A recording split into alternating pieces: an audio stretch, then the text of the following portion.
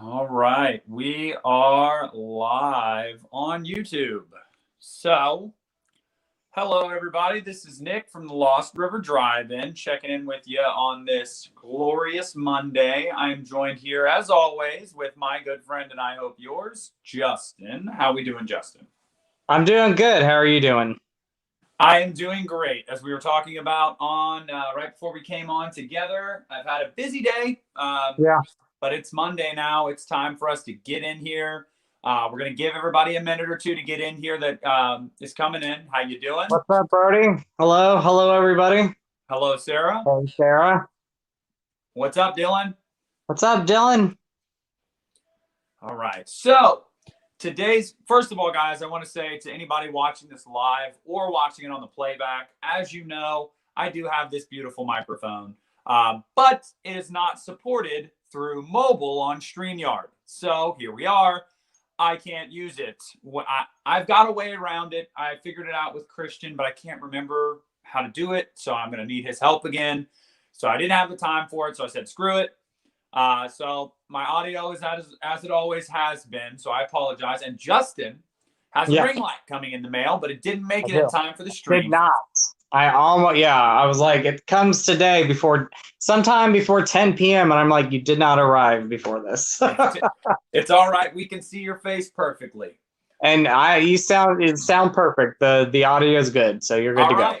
Well, guys, today's topic is underrated horror films. Now, what constitutes an underrated horror film? An underrated horror film would be an underrated horror film by either critics. It didn't make a ton at the box office.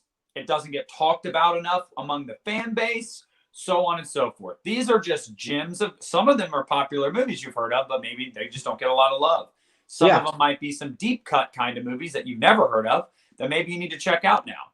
So, without further ado, let's get into our topic of underrated horror movies. And Justin, the floor is yours. Give me your first movie that you think is underrated.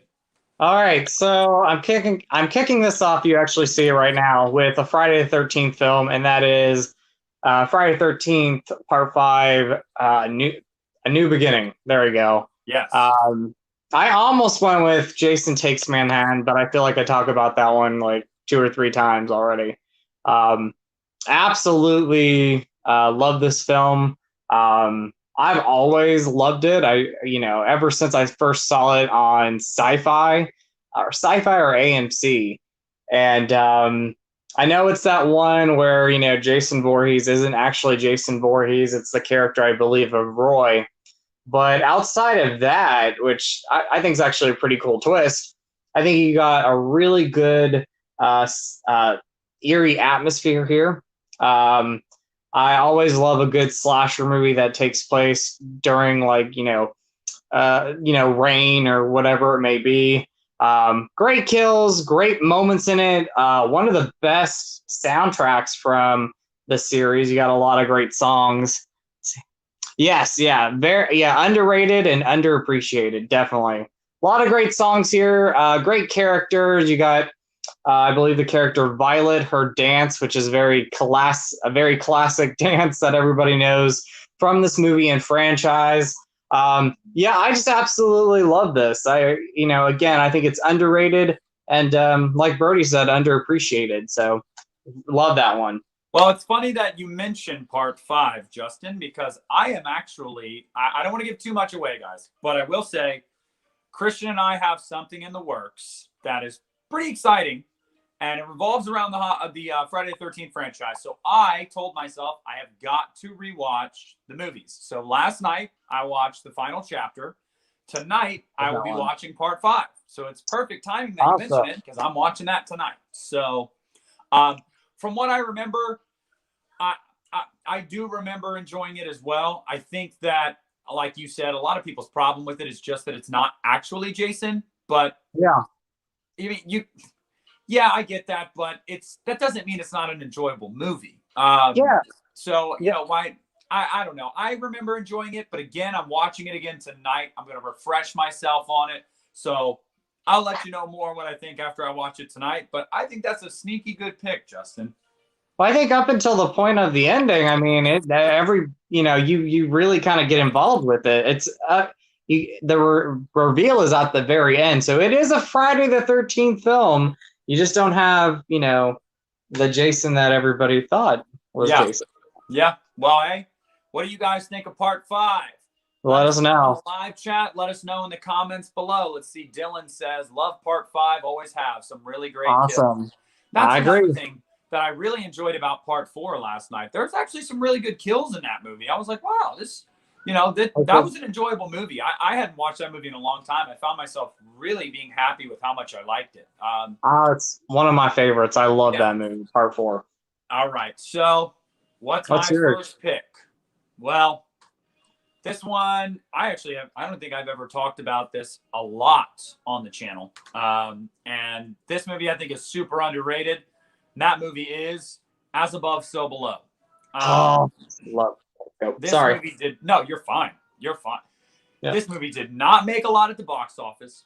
It did not get critical praise at all whatsoever. Hey, stop. And I don't think it's talked enough by the horror fan base. I think that As Above, So Below works on so many levels. It's obviously it's historical in the catacombs of France. It's very claustrophobic. It's very intelligent. It's a really smart movie with the Philosopher's Stone and makes you think of Harry Potter every time you watch it. What? Stop. Oh, here. Sorry. He's crazy.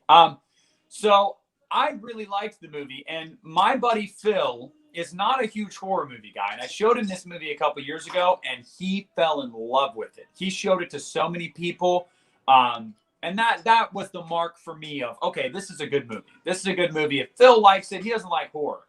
I never understood why people didn't like this. I really never understood it. I love this movie. I think it's brilliant. I think it's claustrophobic. And I think the fact that they basically end up in hell and have to come out of it, I thought that was really cool. So I love this movie. What do you think about it, Justin? I love it too. And, I wish I would have saw that in theaters. When I saw the trailer, I didn't know what to think about it. So I didn't see it in theaters, but I wish I would have because I love it. I actually think it's one of the scariest or more eeriest movies that we've had in the last 6 or 7 years whenever it came out. Absolutely love it. So yeah, underrated movie there. Absolutely love it. It's not even just that for me too. The movie is like, just all around, it's shot really well. It's acted really well. And the atmosphere and the tension that's built. I think it really builds tension. You get half of the movie, nothing really happens. They're just, traversing through the catacombs. And then finally, once they get into like one of the layers of hell, basically, all hell breaks loose, no pun intended. And it's super creepy. I remember there's a scene, they hear the chanting or whatever, and she looks through like some of the rock, and there's like a cult of people all around this like stone slab, and one of them just looks at her, and that scared the crap out of me. I don't know. I'm trying to remember it off the top of my head, but I agree. The movie is super creepy. Yes, I love that movie. Great choice, Brody. Yes, check that out. Check that one out. All right, Justin. All right. So I've talked about this. I think we both talked about this already in the past, but I'm going to say it again mention it again because I love the movie, or not love it, but I really enjoy it. And that is the Nightmare on Elm Street remake. Let's grab that.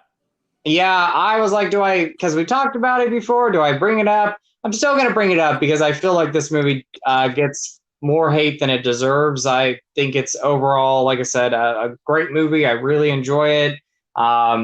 Really enjoy Jackie Earle Haley's performance. It has some actually like really kind of eerie moments. Again, I'm gonna say the word eerie, like the whole opening when the diner, when I believe it's Kalen Lutz, is that his name? Kellen Lutz, yep. Yes.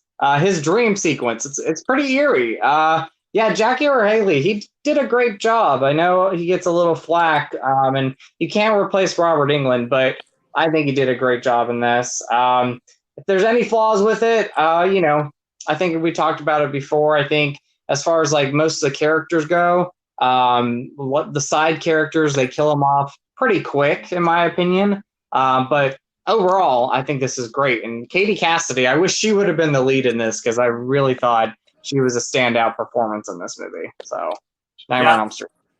You guys know how I feel about that movie as well. I am also a fan of it. I think it's definitely underappreciated because it's a remake, and you know it is what it is. I get it, but I enjoy it. I really do. I think that it deserves more attention because I just don't think it's a poorly made movie. I really don't. I don't think it's. I is it a little at times soulless? Yeah, there's because and part of that is Rooney Mara. Part of that is her not really being bought into the role. But I think it's a good movie. I really, really do, and I think it deserves more attention. And it sounds, Brody says he's not a big fan of it, but it has its moments. And then Crying says bring the remake up at every chance. I can't stay, but just wanted to pop in and say, hey, thank you so much. Brian. Appreciate it. Make sure to catch us on the playback. Make sure to go ahead and watch it. And then Charlie loves the Nightmare remake. I love to see some love for the movie. That's awesome. Yes. All right. And then Sarah says, isn't it funny? Jackie Earle Haley went from Watchmen to this and Rooney Mara went, yeah. And I actually liked the girl with the dragon tattoo. I did. I enjoyed that. I did too. And, I think Rooney Mara's a great actress. I just don't think she you could tell she just wasn't into this movie. Wasn't into horror, it doesn't seem like. All right. Well, this is a movie that I mentioned a couple of weeks ago on one of our streams, or maybe it was last week, about horror sequels, and I didn't pull this one. Well, I pulled it today because I feel like this is it is a sequel, but it's an underrated horror movie, and in my opinion, and that is Insidious: The Last Key. This movie, did you pull it too? I almost did. Okay. I almost did. Yeah. Two great minds think alike. Yep. And basically for me, I saw this movie in theaters because I was a fan of the first three. I think all four of them are good. And I went and saw this in theaters, and I liked that we got a backstory to Lin Shaye's character, at least. And because, I love that they kept finding ways to bring her back, even though she died in the first one. I really thought it was such a creepy story, like that house right next to the prison where her dad works. Her dad is this evil, hateful person. And you're like, how can you treat your kids that way? And then as the movie goes on, you realize like, oh, he was actually under spell basically of this demon, which is like a whole nother thing because now the new guy that owns the house is under that same spell. And I mean, the house was creepy. When he puts Elise in the basement when she's a little girl as punishment by herself, I was like, what? Like, that basement was terrifying. I love the keyhole demon. I think the whole idea of taking your voice and then basically taking your soul and you belong now to the keyhole demon. I love that. Or maybe it's the key face demon. I can't remember. Either way. And interesting tidbit about him, too. The guy who plays him, I want to say his name is Javier. It's Javier something. I can't remember. He does a bunch of work like this. He was the leper in the It movies. He was the Crooked Man in The Conjuring 2. He does a lot of that type of work. But I just really enjoyed the movie. I think it's got a super good story. I think it's really well acted. And I think it's got some super creepy set pieces and suspense. Is it my favorite in the series? No, but I really think this movie's underrated, and I think it deserves more love than it gets. It is way too good for a fourth movie in a franchise. I'll say that. A lot of times you get to a fourth movie, Halloween, Nightmare, Friday, like they're different, but like a lot of series, they get to 4 or 5, they start to go down in quality. This is a fourth movie, and I love this movie. I love it. So what do you think, Justin? Like I said, I almost picked it. I think out of the franchise, that is definitely the most underrated one. I saw it in theaters and I loved it. I think it's great. I think it's has some eerie moments in it. Like you said, I like the ghost in this, the key face ghost. I think between him and the breather ghost in the third movie. I think they're probably the two most creepiest ones we have. Yeah, I love it. I like that this was a film that really focused on Lin Shaye's character, and you have that backstory. But yeah, absolutely love it. Yeah, like I said, I almost picked it, so that's really cool that you picked it. Yep. All right, you go, bud.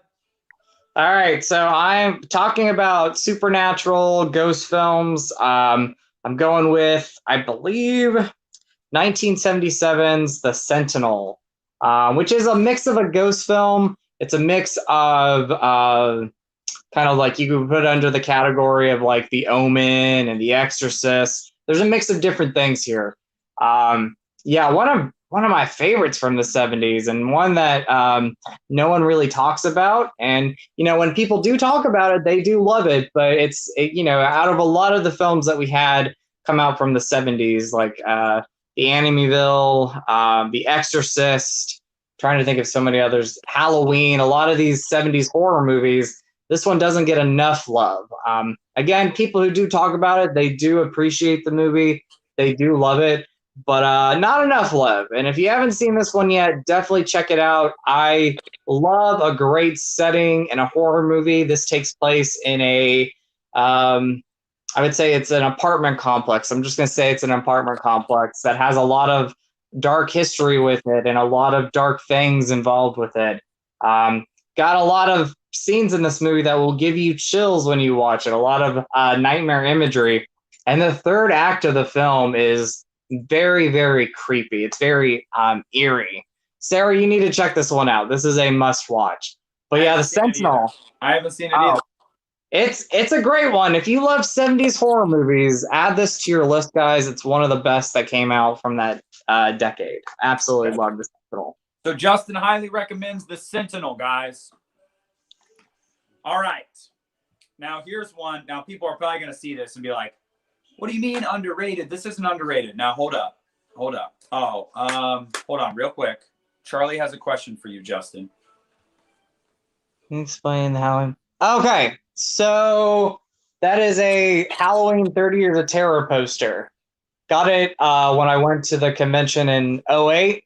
And so over the years at conventions, I've actually had a lot of the cast members from the entire franchise sign this. I think I'm missing a few that I would like to get.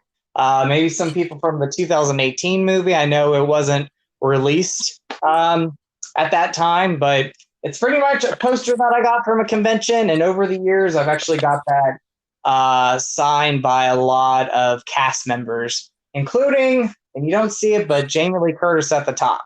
So, and John Carpenter's on there. So, wow, I am jealous.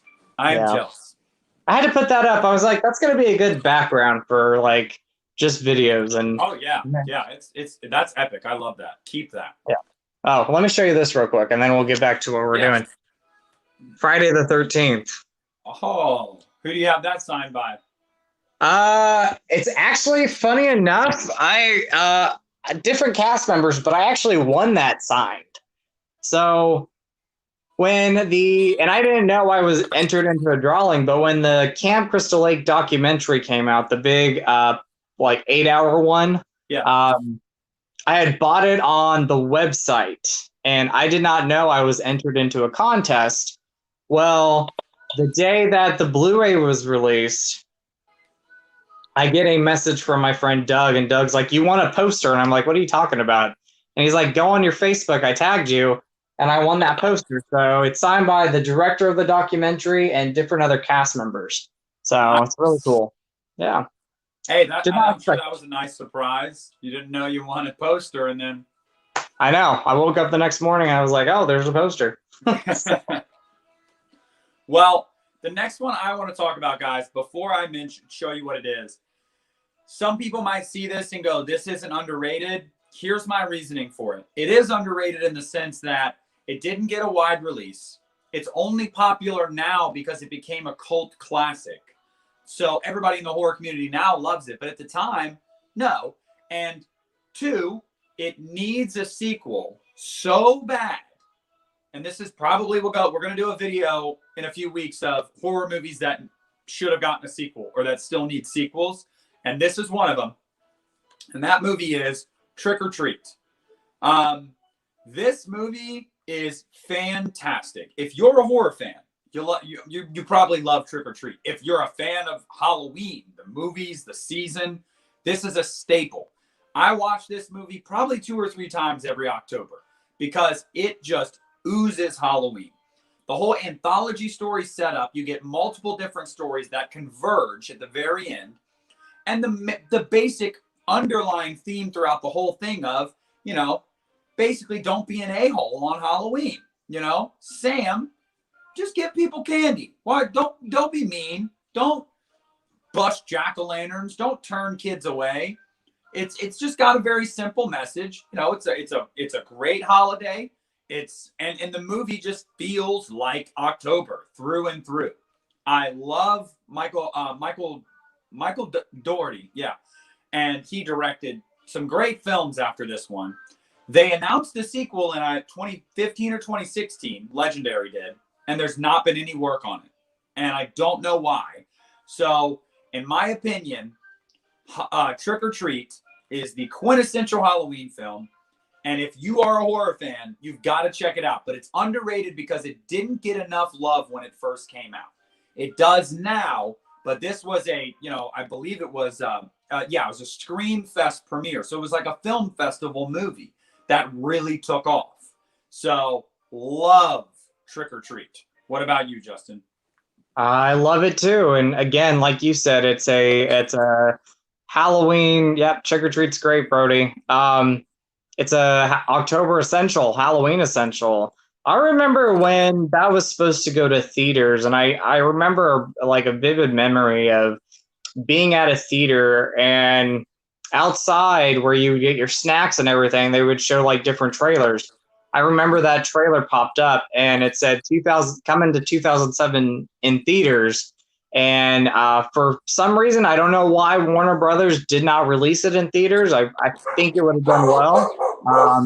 But I remember in 2009 getting the DVD and instantly falling in love with it. So I'm glad it has a fan base now. And like you said, I hope. Hold on real quick. I got someone at my door, but go ahead and keep talking. Oh, like I said, I hope that one day gets a sequel. I think it deserves a sequel.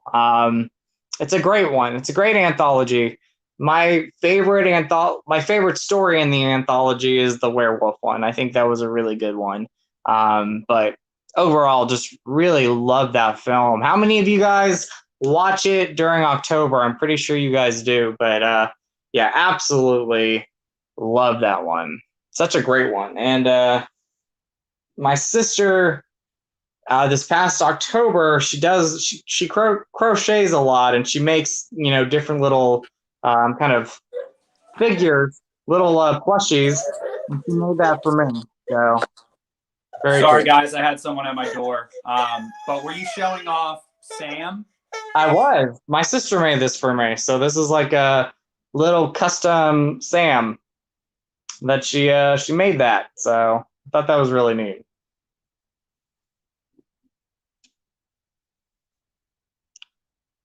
Mm-hmm. That might be true. So that might be true, but hopefully we'll get that sequel one day. That would be neat. Sorry, my son is now having a meltdown. Because when they knocked on the door, the dog's freaked out, so now he's freaked out. I need to calm him down really quick. No problem. Yeah, you're fine. But yeah, that is a movie that we should have gotten a sequel to, and I don't understand why we didn't. Sarah wrote a comment. She said, I think the reason we didn't get a sequel was the director got picked to direct the 2019 film Godzilla King of the Monsters, and that might be. So yeah, no, he did. He also did Krampus as well, which is another awesome holiday horror film. I love that. What? All right, Justin, go ahead and show us your next one. All right, I'm going to go with another kind of supernatural kind of haunted house type movie. Scary film. I think it's actually scarier than The Sentinel just because of, the storyline, and it's loosely based on a true story, and that is 1983's The Entity, which, if you guys don't know what this is about, it is about a woman. She's a single mom and, has her everyday job, goes to school at night, and goes home to take care of her kids. And one night when she gets home, she gets attacked in her bedroom, and no one was there. And so there's this being that she can't see, that no one can't see, that is attacking her. And for a while, no one believes her. But this entity, this being, whatever it may be, just keeps going after her. And I believe, and don't quote me on this, but I believe that the real life woman, I think she's passed away since then, but up until her passing, I think she dealt with this entity, this being, pretty much the rest of her life. They moved away, and whatever it was just kept following them. So The Entity, absolutely love it. Great, like, eerie movie. Like, if you want a scary film, check out The Entity. It's a scary movie, in my opinion. I've never seen that. If you love The Conjuring, if you love Poltergeist, if you love all those ghost films, put that one on your list. The third act, I know they kind of did the third act for the movie. It's a little hokey, but overall, it's a great one. Barbara Hershey's in this. She's from the Insidious movie. She plays Patrick Wilson's mom. His mom, right? Yeah. Yeah. She's in this. She's the lead. So just fought The Entity. Oh, thumbs up, Sarah. Yeah. I love it. I need to see those documentaries, the In Search of Darkness documentaries. But The Entity, if you've never seen it, put it on your watch list. Yeah, I haven't seen it. Oh my Lord. Sorry, guys. The knock I got at the door was I had to do something on my computer really quick. No problem. And then I had the kid freaking out. So I apologize to everyone. I'm taking care of this really quick so we can get back to the stream uninterrupted. You're good. But because of that, Justin, give me another one. All right. So I had to go with the Carpenter movie. Of course, I love John Carpenter, and I'm going to go with probably his most underrated one, if not his underrated one, Prince of Darkness. Talk about another kind of, supernatural, demon-like, Omen-type movie. I don't know what subgenre that would be under, but The Entity, quite creepy, quite eerie, and I feel like Carpenter's probably his most underrated movie. I'm glad it has a following now, but I feel like when I saw it for the first time on TV, no one was talking about it. I remember seeing this. I think it was I would say like 2003 on TV, and there was a lot of nightmare imagery in this movie that really terrified me.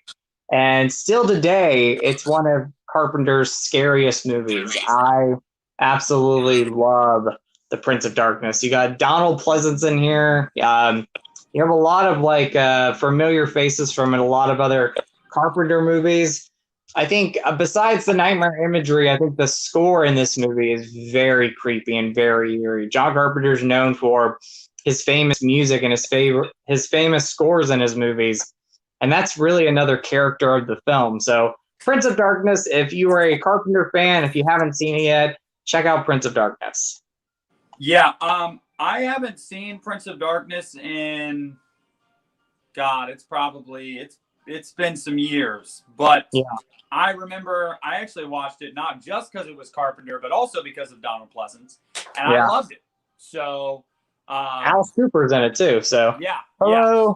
And then what's up, Corny? And then Sarah, The In Search of Darkness 2 is the reason I want The Keep. The Keep's good. Keep is a really good one. And then underrated, yes. Yes. All right, guys. Now I just have to 30 seconds. No, you're fine. Yeah, Prince of Darkness, underrated one, Sarah. I think it. I truly, besides like stuff like The Ward, John Carpenter's The Ward, which I actually really enjoy. I remember loving when I first saw it. Prince of Darkness is definitely one of Carpenter's most underrated ones. I feel like that one, and I feel In the Mouth of Madness, that's pretty underrated. A lot of Carpenter's '90s stuff is underrated too. So yeah, Prince of Darkness, definitely one of his best ones. I might say top 5, top 6 favorite Carpenter movies. And then let's see, Charlie. In terms of Carpenter, I think Village of the Damned is way underrated. I I think almost it is picked it. too. I almost picked it. I almost went with that one. I almost went with Village of the Damned. Hey, what's up, Hello, Ben? Ben. Pentagramma, how you doing? What's going on? What's you up, made my this buddy? week's stream. I saw you last week. You commented and you were like, "Oh, I missed the stream." Well, you're here now. Welcome. What's going on, bud? All right. So another one.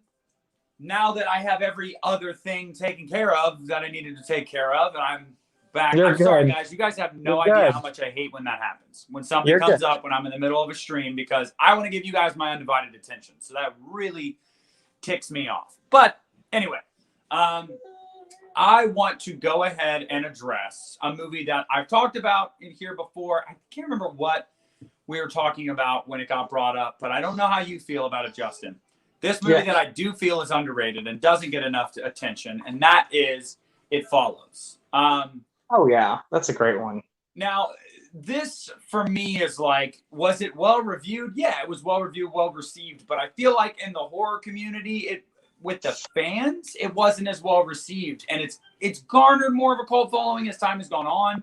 But I think that because it's one of those movies where not a lot really happens, there's not a lot in your face happening. It's very more relies on suspense and the score and the set pieces and stuff. And I love that because this is very reminiscent of a Carpenter 70s or 80s film. Like, it's very similar to that style.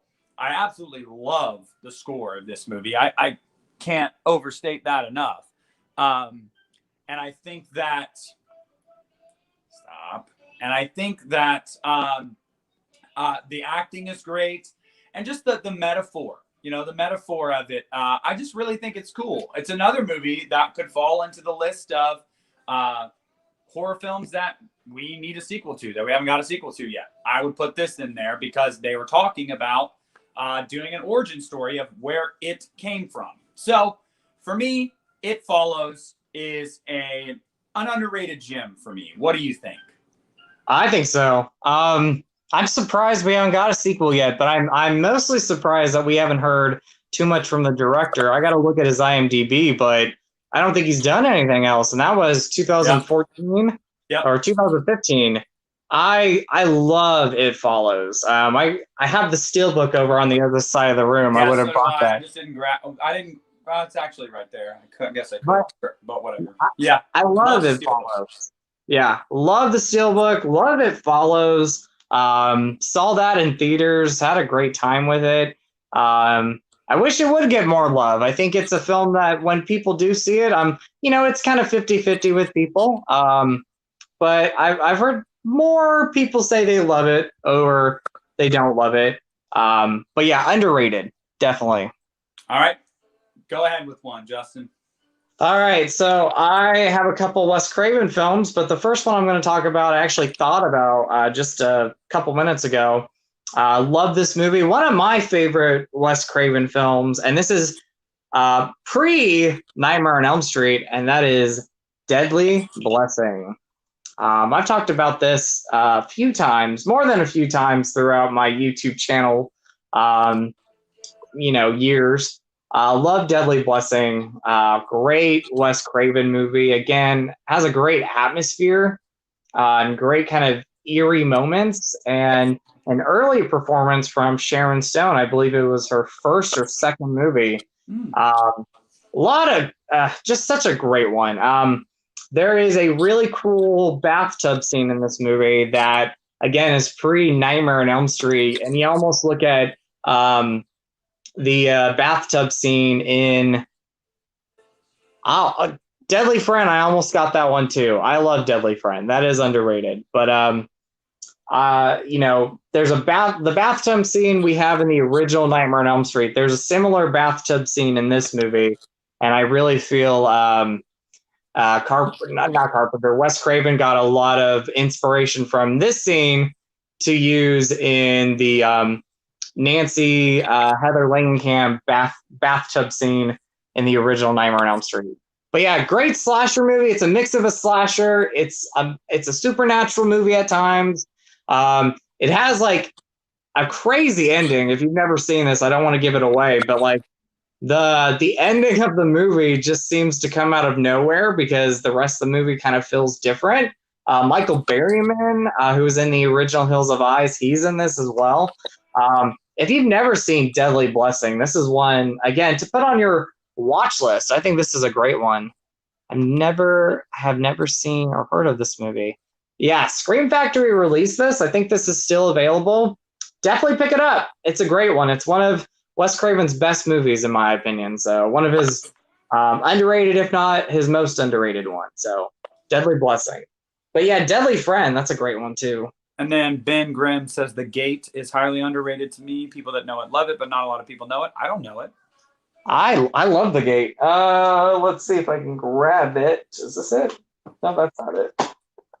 I'm not like a new gen horror fan. I've been a horror fan for 20 years. I know. Oh yeah. Well, it's like The Gate. I think I saw this for the first time as a kid on TV. I was just going through the channel and I'm like, what is this movie I'm watching? And there's some great creepy moments in it. The Gate 2 is another one to check out. Great little sequel to that. So what's your next one? All right. Well, my next one is one that I actually just got up and grabbed off the shelf because before we started, I was thinking about it. And I was like, I don't know. And I was thinking about it more, and I was like, screw it. I'm going to do it. So that movie that I feel is a little underappreciated is 47 Meters Down Uncaged, the sequel to 47 Meters Down. I am a sucker for shark movies, as long as the effects look good. You know, Jaws got it right. I don't care what anybody says. I love The Meg, although The Meg wasn't scary. It was so fun. I love me a good shark movie. And so I loved the first 47 Meters Down. I thought that movie, you know, stuck in the cage, very claustrophobic. I love that movie.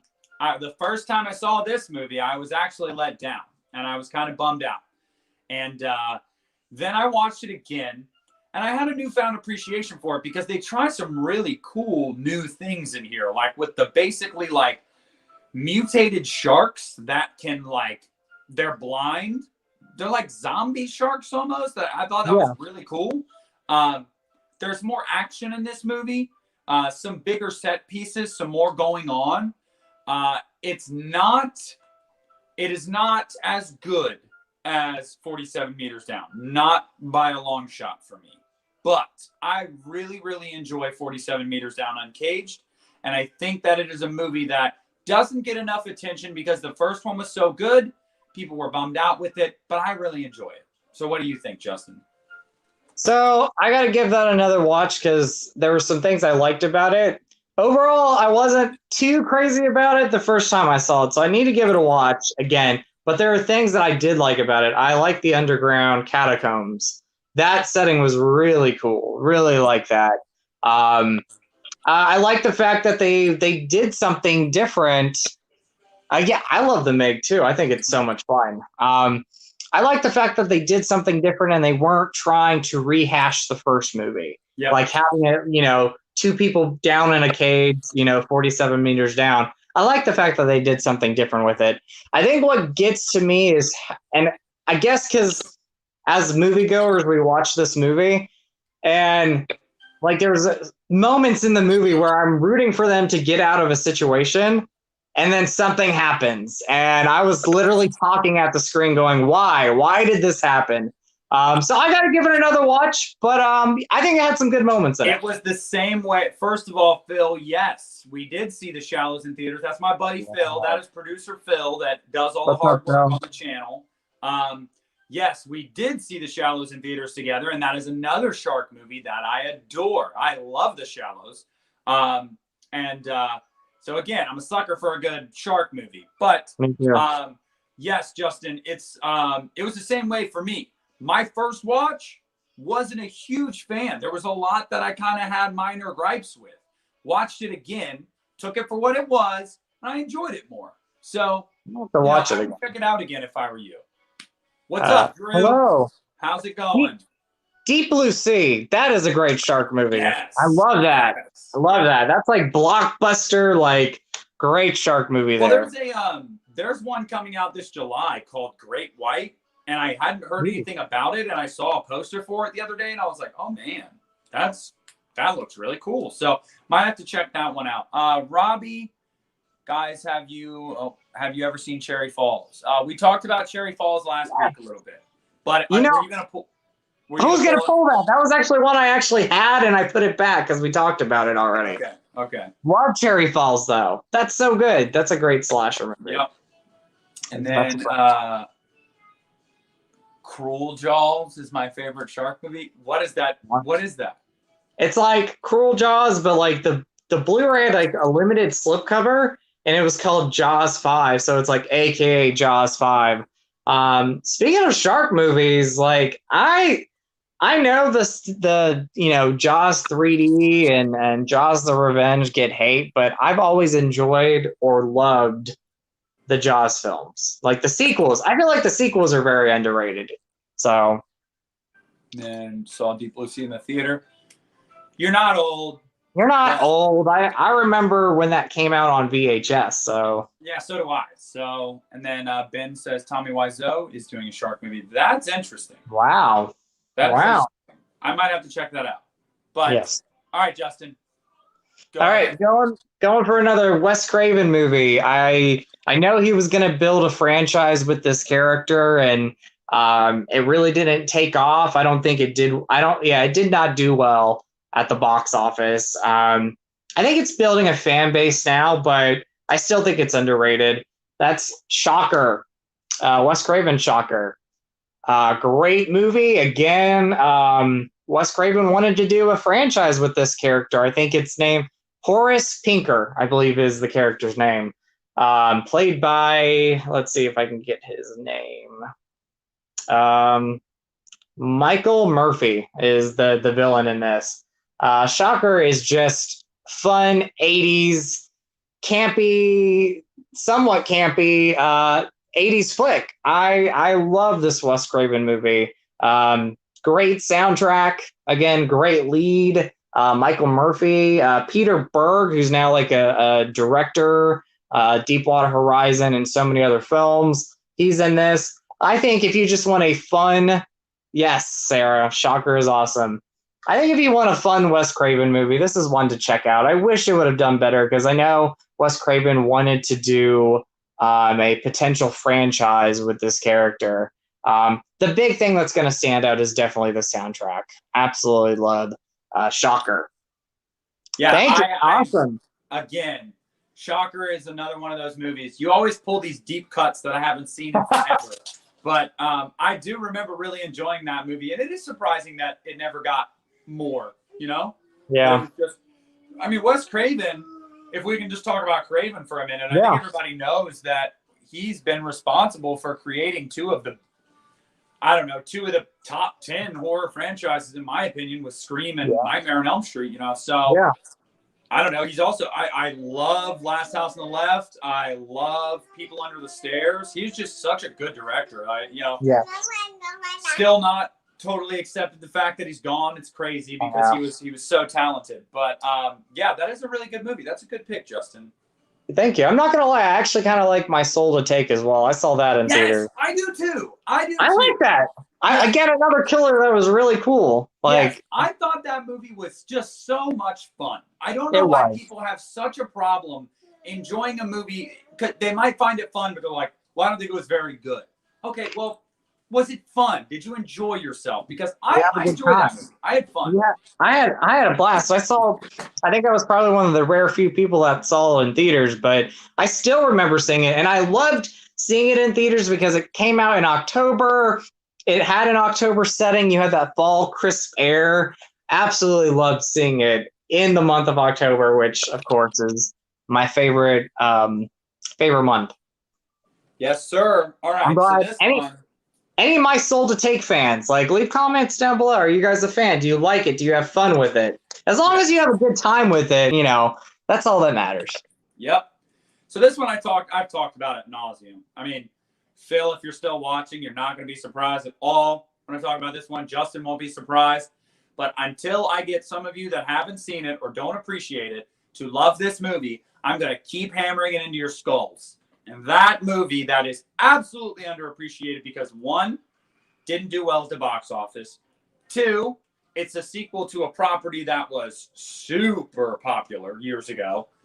And three, it's just, I don't know, it flew under the radar. And that is Dr. Sleep. Okay, guys?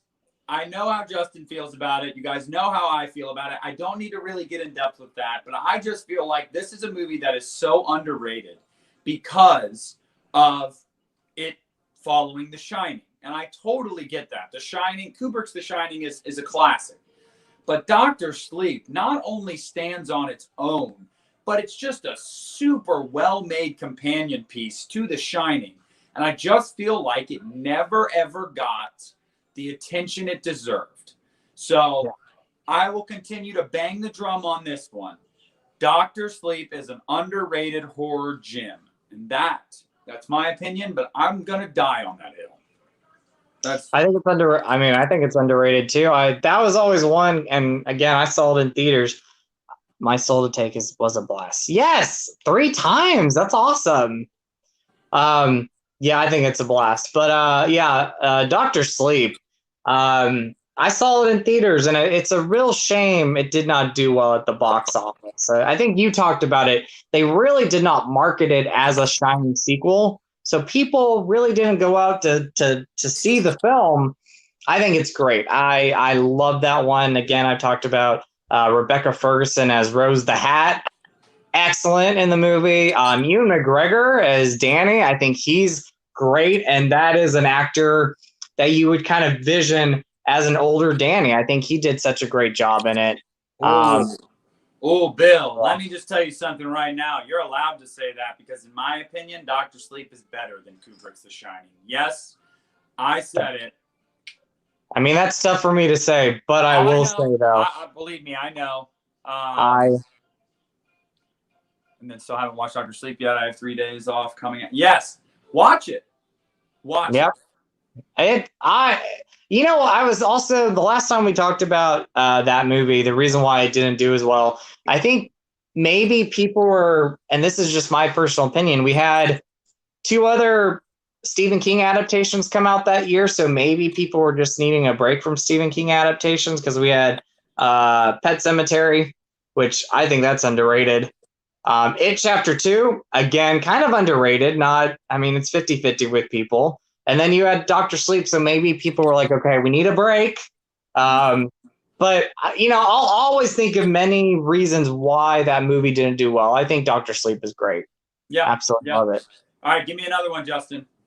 Let's see. So I'm going with another franchise movie. I don't think I've talked about this movie in the franchise, except for the time that we talked about the entire franchise, and that is Halloween: The Curse of Michael Myers. Did you? Yes! Woohoo! Awesome, man. I almost went with Halloween 3, but I'm like, I've talked about that before. I'm gonna show some love for Halloween: The Curse of Michael Myers. I remember seeing this movie. This was one of the last Halloween movies I saw in the franchise. I remember seeing it on VHS, though. Me and my mom bought the entire franchise. We wanted to watch them all. And I loved it right away. And I'm talking about the theatrical cut because at the time that's what we had. And loved it. I know it, has some editing problems. I know it had problems behind the scenes. But man, I love it. I love the rock heavy soundtrack that we have. I like the fact that they took the Halloween theme and they did something different with it. Absolutely love it. Overall, great cast. probably, in my opinion, one of the scariest Michael Myers we've had in the franchise. I think he is scary in this movie. Um, if I had any complaint, and I actually just have one complaint, is Jamie Lloyd, I really feel like they did not do the character justice by the end of her time in the franchise. JC Brandy, I think she did an okay. I think she did an okay job as far as her screen time. She really did not have too much screen time. She did a good job.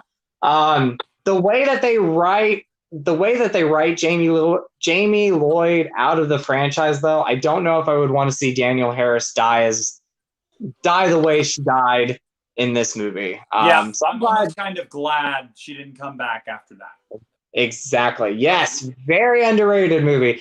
My memory of this when it came out was going to a video store and seeing the new release aisle, and there were a ton of Halloween Curse of Michael Myers VHS tapes, like just on the wall. And this artwork's simple, but I love the artwork.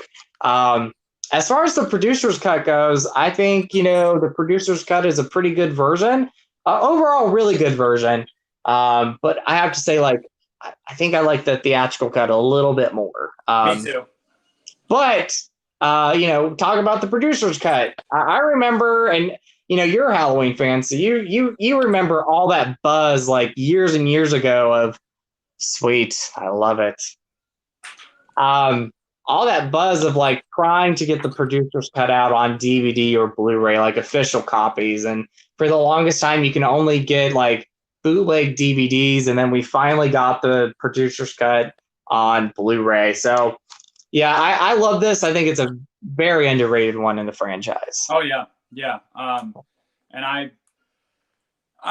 we just talked about that a little bit. I agree that they should have brought Danielle back, but with how they ended up killing off the character of Jamie Lloyd in hindsight, I'm happy they didn't bring her back because that just wouldn't have done justice to Danielle. I mean, the way they killed her character off was disappointing because they almost did it in the sense that they wanted to move on. And I don't really know why you wanted to move on from her. Character doesn't really make much sense to me. I think that would have been... 6 would have been more interesting if Jamie Lloyd was a part of the whole story rather than just the opening. Whether you like 4 or 5, she carried both of those movies. So, I don't know. I feel like personally they should have, that's my main gripe. They really should have rewritten that movie and found a way to get her to come back. But what we got at the end of the day, I think it's underrated. Yeah, I agree. I love it. Now I could be wrong. The backyard scene. Yes. Oh, the scene with her. What is her name? Kim. The mother in the movie. Kim Darby. Kim Darby. Thank you. That scene is creepy. It's simple, but it is so creepy. You have the laundry, the sheets flowing in the air, hung up. That whole scene is intense. I think it's a very creepy scene. But I could be wrong. Was there an original script where Jamie Lloyd was supposed to be in most of the movie? Wasn't she supposed to have more of an involvement in this film? Yes, it was an earlier draft. And then to my knowledge, it was changed because they didn't know if they were going to be able to get Danielle back. So then they went to rewrite it. Well, meanwhile, it was a whole mess because meanwhile, Danielle wanted to come back and was actively trying to get emancipated so she could legally do it on her own, come back. She wanted to do that. She wanted to get emancipated as an adult. So she was actively trying, but I guess whether it be the producers or whoever it was basically it's not worth waiting. So we're just going to rewrite the script. And if we get her back, cool. If not, it's a small part anyway, so it doesn't matter. And that's kind of how they looked at it. I don't agree, but The Langoliers, he talked about that real quick. I remember liking that as a kid, the miniseries. I think that would be a good remake. They could do a good job with it today. But yeah, I have to say, because I know they have this current Halloween trilogy right now. If they wanted to, and I would be totally okay with this, if they actually ended the Jamie Lee Curtis, Michael Myers once they end that, if they were trying to go a different direction with the Halloween franchise and they didn't want to do another remake, and they were like, okay, there's a fan base for Halloween 4 or 5 and the Jamie Lloyd character, I would be totally fine if they did a separate story with Danielle Harris coming back as Jamie Lloyd. I will tell you this, Justin, and I want to know what you guys in the comments think.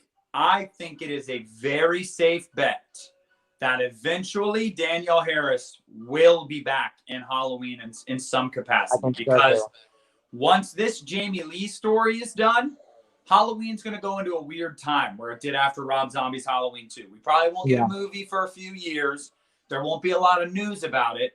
And then they'll gauge the interest and go, what's going to make people interested? And I wouldn't be surprised if they make a sequel to 4 and 5, retcon 6, and have Danielle come back as an adult. Yes. I'd be cool with. Because Halloween has so many timelines now anyway. Who cares? Who cares if we had another timeline? I mean, I would love to have Danielle back. If I personally were with Blumhouse or Miramax or whoever, at the time would own the rights, I would absolutely pitch that idea once the Jamie Lee stuff is done. Hey, why don't we get Danielle Harris back because the fan base loves her, and we'll make it a sequel to 4 and 5 and retcon 6 and She does have a fan base. I think that was one of the things is Danielle Harris has a fan base for the Halloween franchise, and I think they can easily bring her back and do something. So I would love it. I know you would love it, and it's a Halloween movie. I mean, I as much as like we talked about in the past, as much as like I'm like, okay, Halloween Ends could be the last Halloween movie. I don't know how I would feel about not having another Michael Myers movie after that. I don't know. Well, I think it's safe to say it won't be the last one. They're never going to kill Michael off for good. No. But I do think that it's also safe to say that there's going to be a lull from Halloween Ends to the next Halloween movie. They're not going to make another one right after that. It's going to be a few years. So, but yeah, that would be my vote for a story after the Jamie Lee stuff's done. I would like that. Definitely. Right. So, I didn't grab any more off the shelf. And there are still plenty of movies that are underrated that I'd love to talk about. And I'm just looking over there right now. We've already talked about House of Wax many times. That is underrated. Let's see. Okay, yeah. So this is a movie that I don't know why I didn't grab it off the shelf. But The Fourth Kind. I think The Fourth Kind is a super underrated movie. Do you have it right now? Dude, that's awesome. Yep. Yeah. I just think that, one, with the idea that it's based around true events. Obviously, they fabricate some stuff for the movie to make it more interesting, of course, but it's based around true events. What is it? How do you pronounce her name? Mila Jovovich? Yeah, Mila Jovovich, yeah. Yeah. She does a fantastic job in this movie.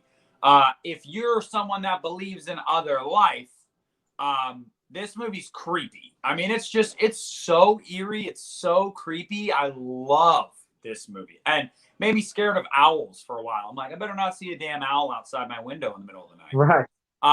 But yeah, what do you think of it? I mean, two awesome minds think alike, because I pulled this one. I remember when I think it was the same year that Paranormal Activity, the first one, came out.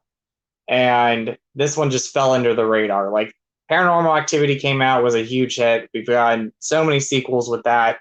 Fourth Kind came out and did nothing. Like, no one was really talking about this.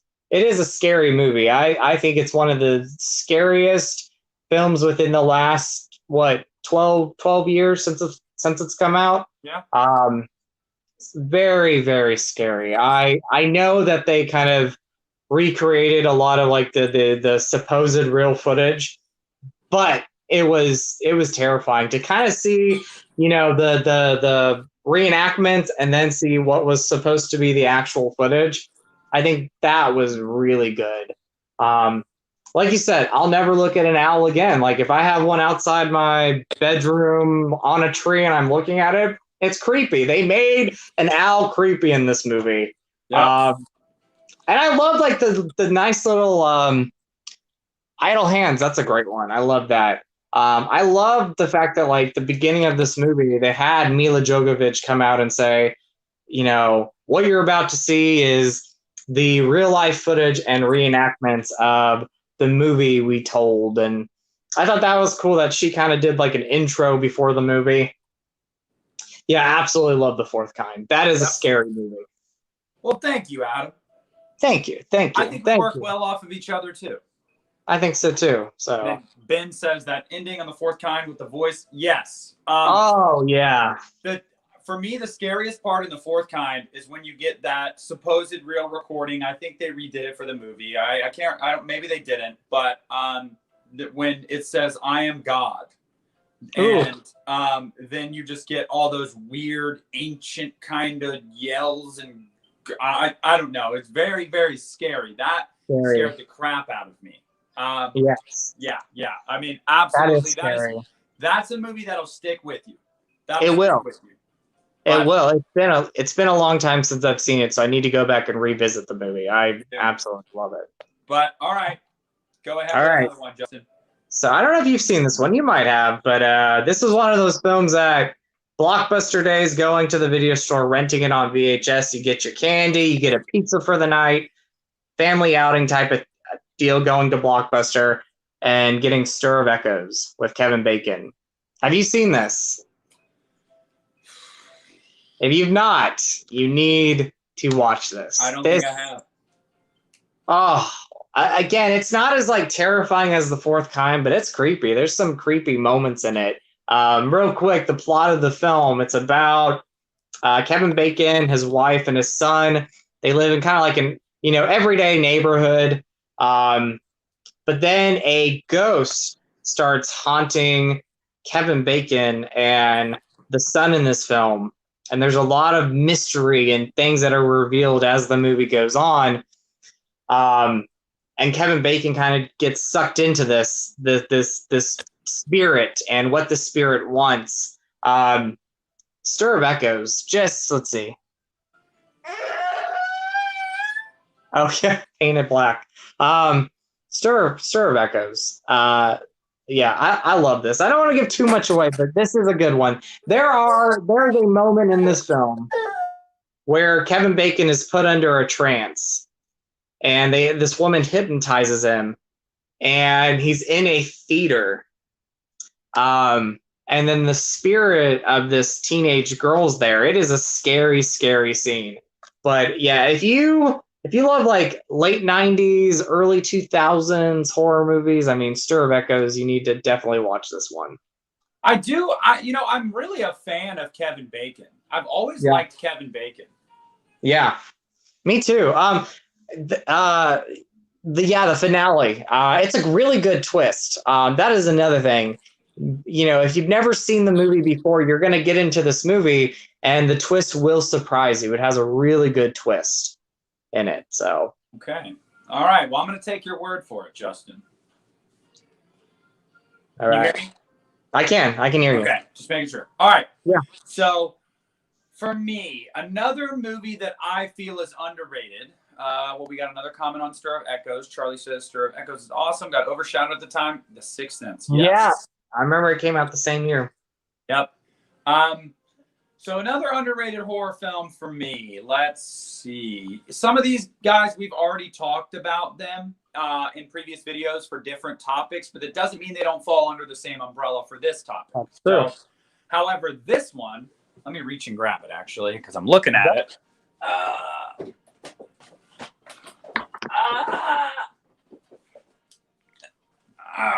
I make weird noises on purpose, guys. I was totally fine. I was just making weird noises. I don't own it on Blu-ray. Don't know why, but I own it. And I even heard about it, talked a lot. I talked a lot about it, and that is The Green Inferno.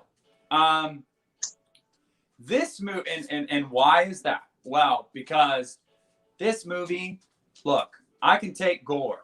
I'm a horror movie fan. Justin's a horror movie fan. I'm sure you can take gore. Oh, yeah. The gore in this movie, yikes. I mean, this movie is brutal.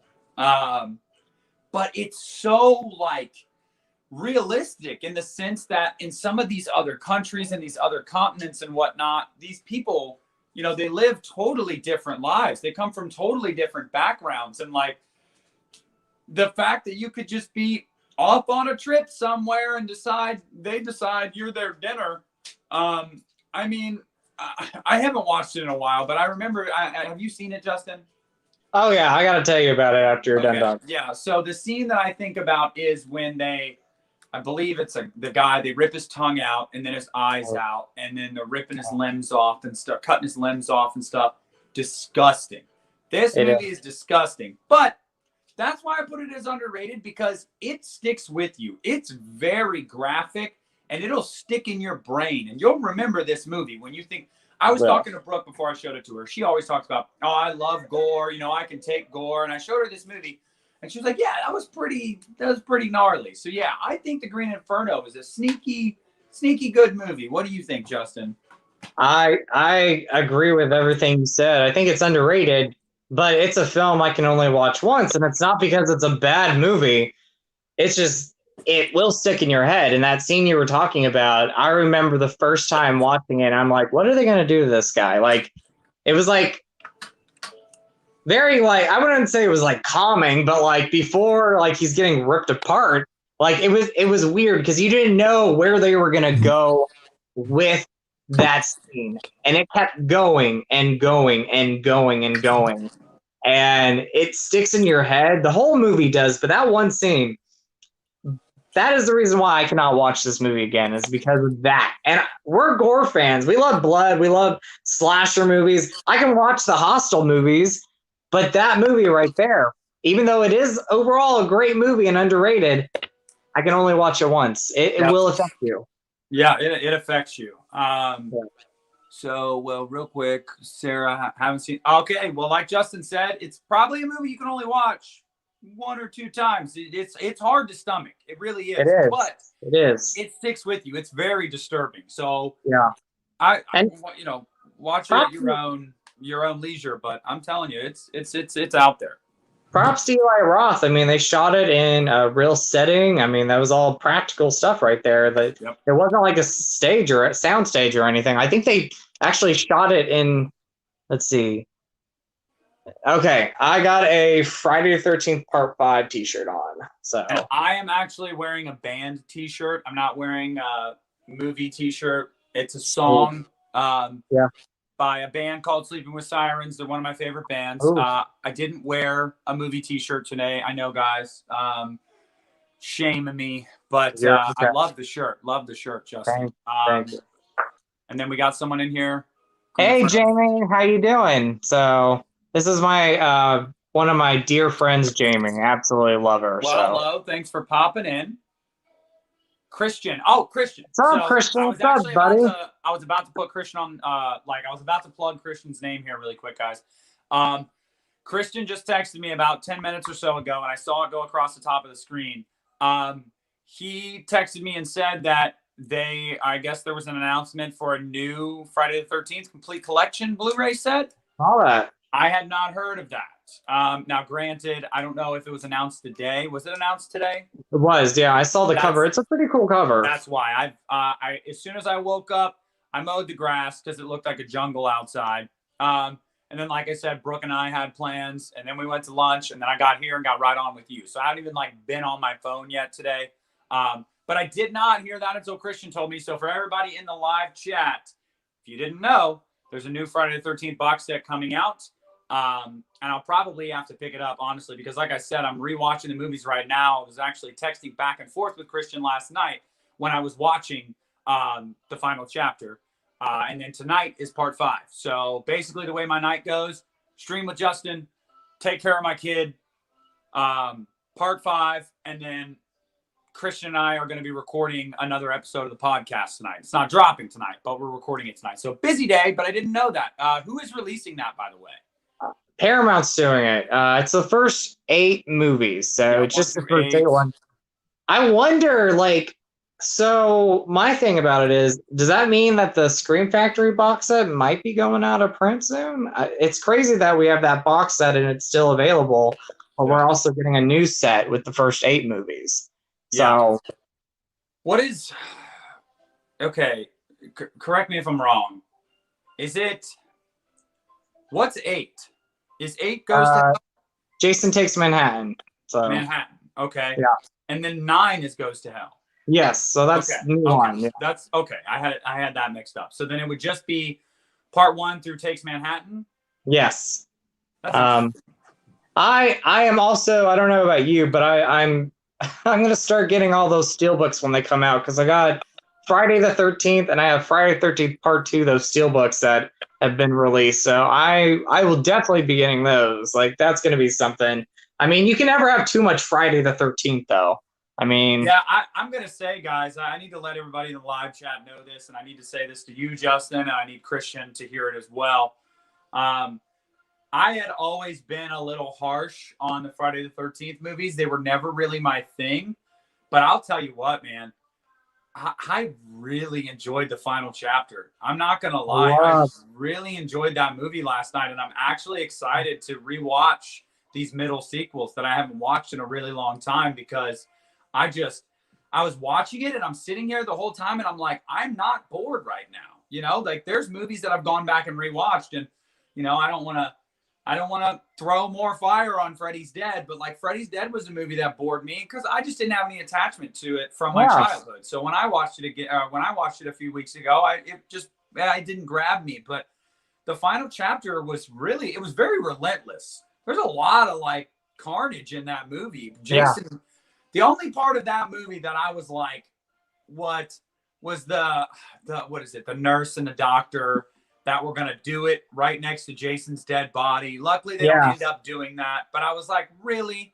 Is that an aphrodisiac for people? Because that says a lot about you. But 80s horror movies, I get it. But I really enjoyed that movie. So, I mean, I'm looking forward. I'm looking forward to it.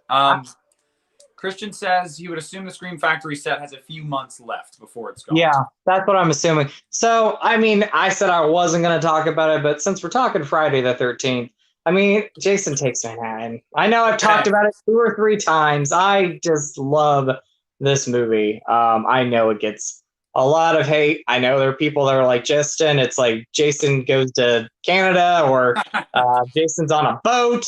But for me, it's Jason Takes Manhattan. I think it's definitely probably one of the less talked. I mean, I wouldn't say it's not talked about. I mean, people do talk about it, but it doesn't get a lot of love. A lot of fun moments in this. It's one of those that I can watch and I never get tired of. It's probably one of my go-to Friday the 13th films. So yeah, Sarah says she goes back and forth between Friday and Halloween. I mean, Halloween for me, definitely. Grandma, the final chapter has an incredible transfer from Scream Factory. Yes, yes. Christian, Justin, you're not alone. Christian loves Jason Takes Manhattan.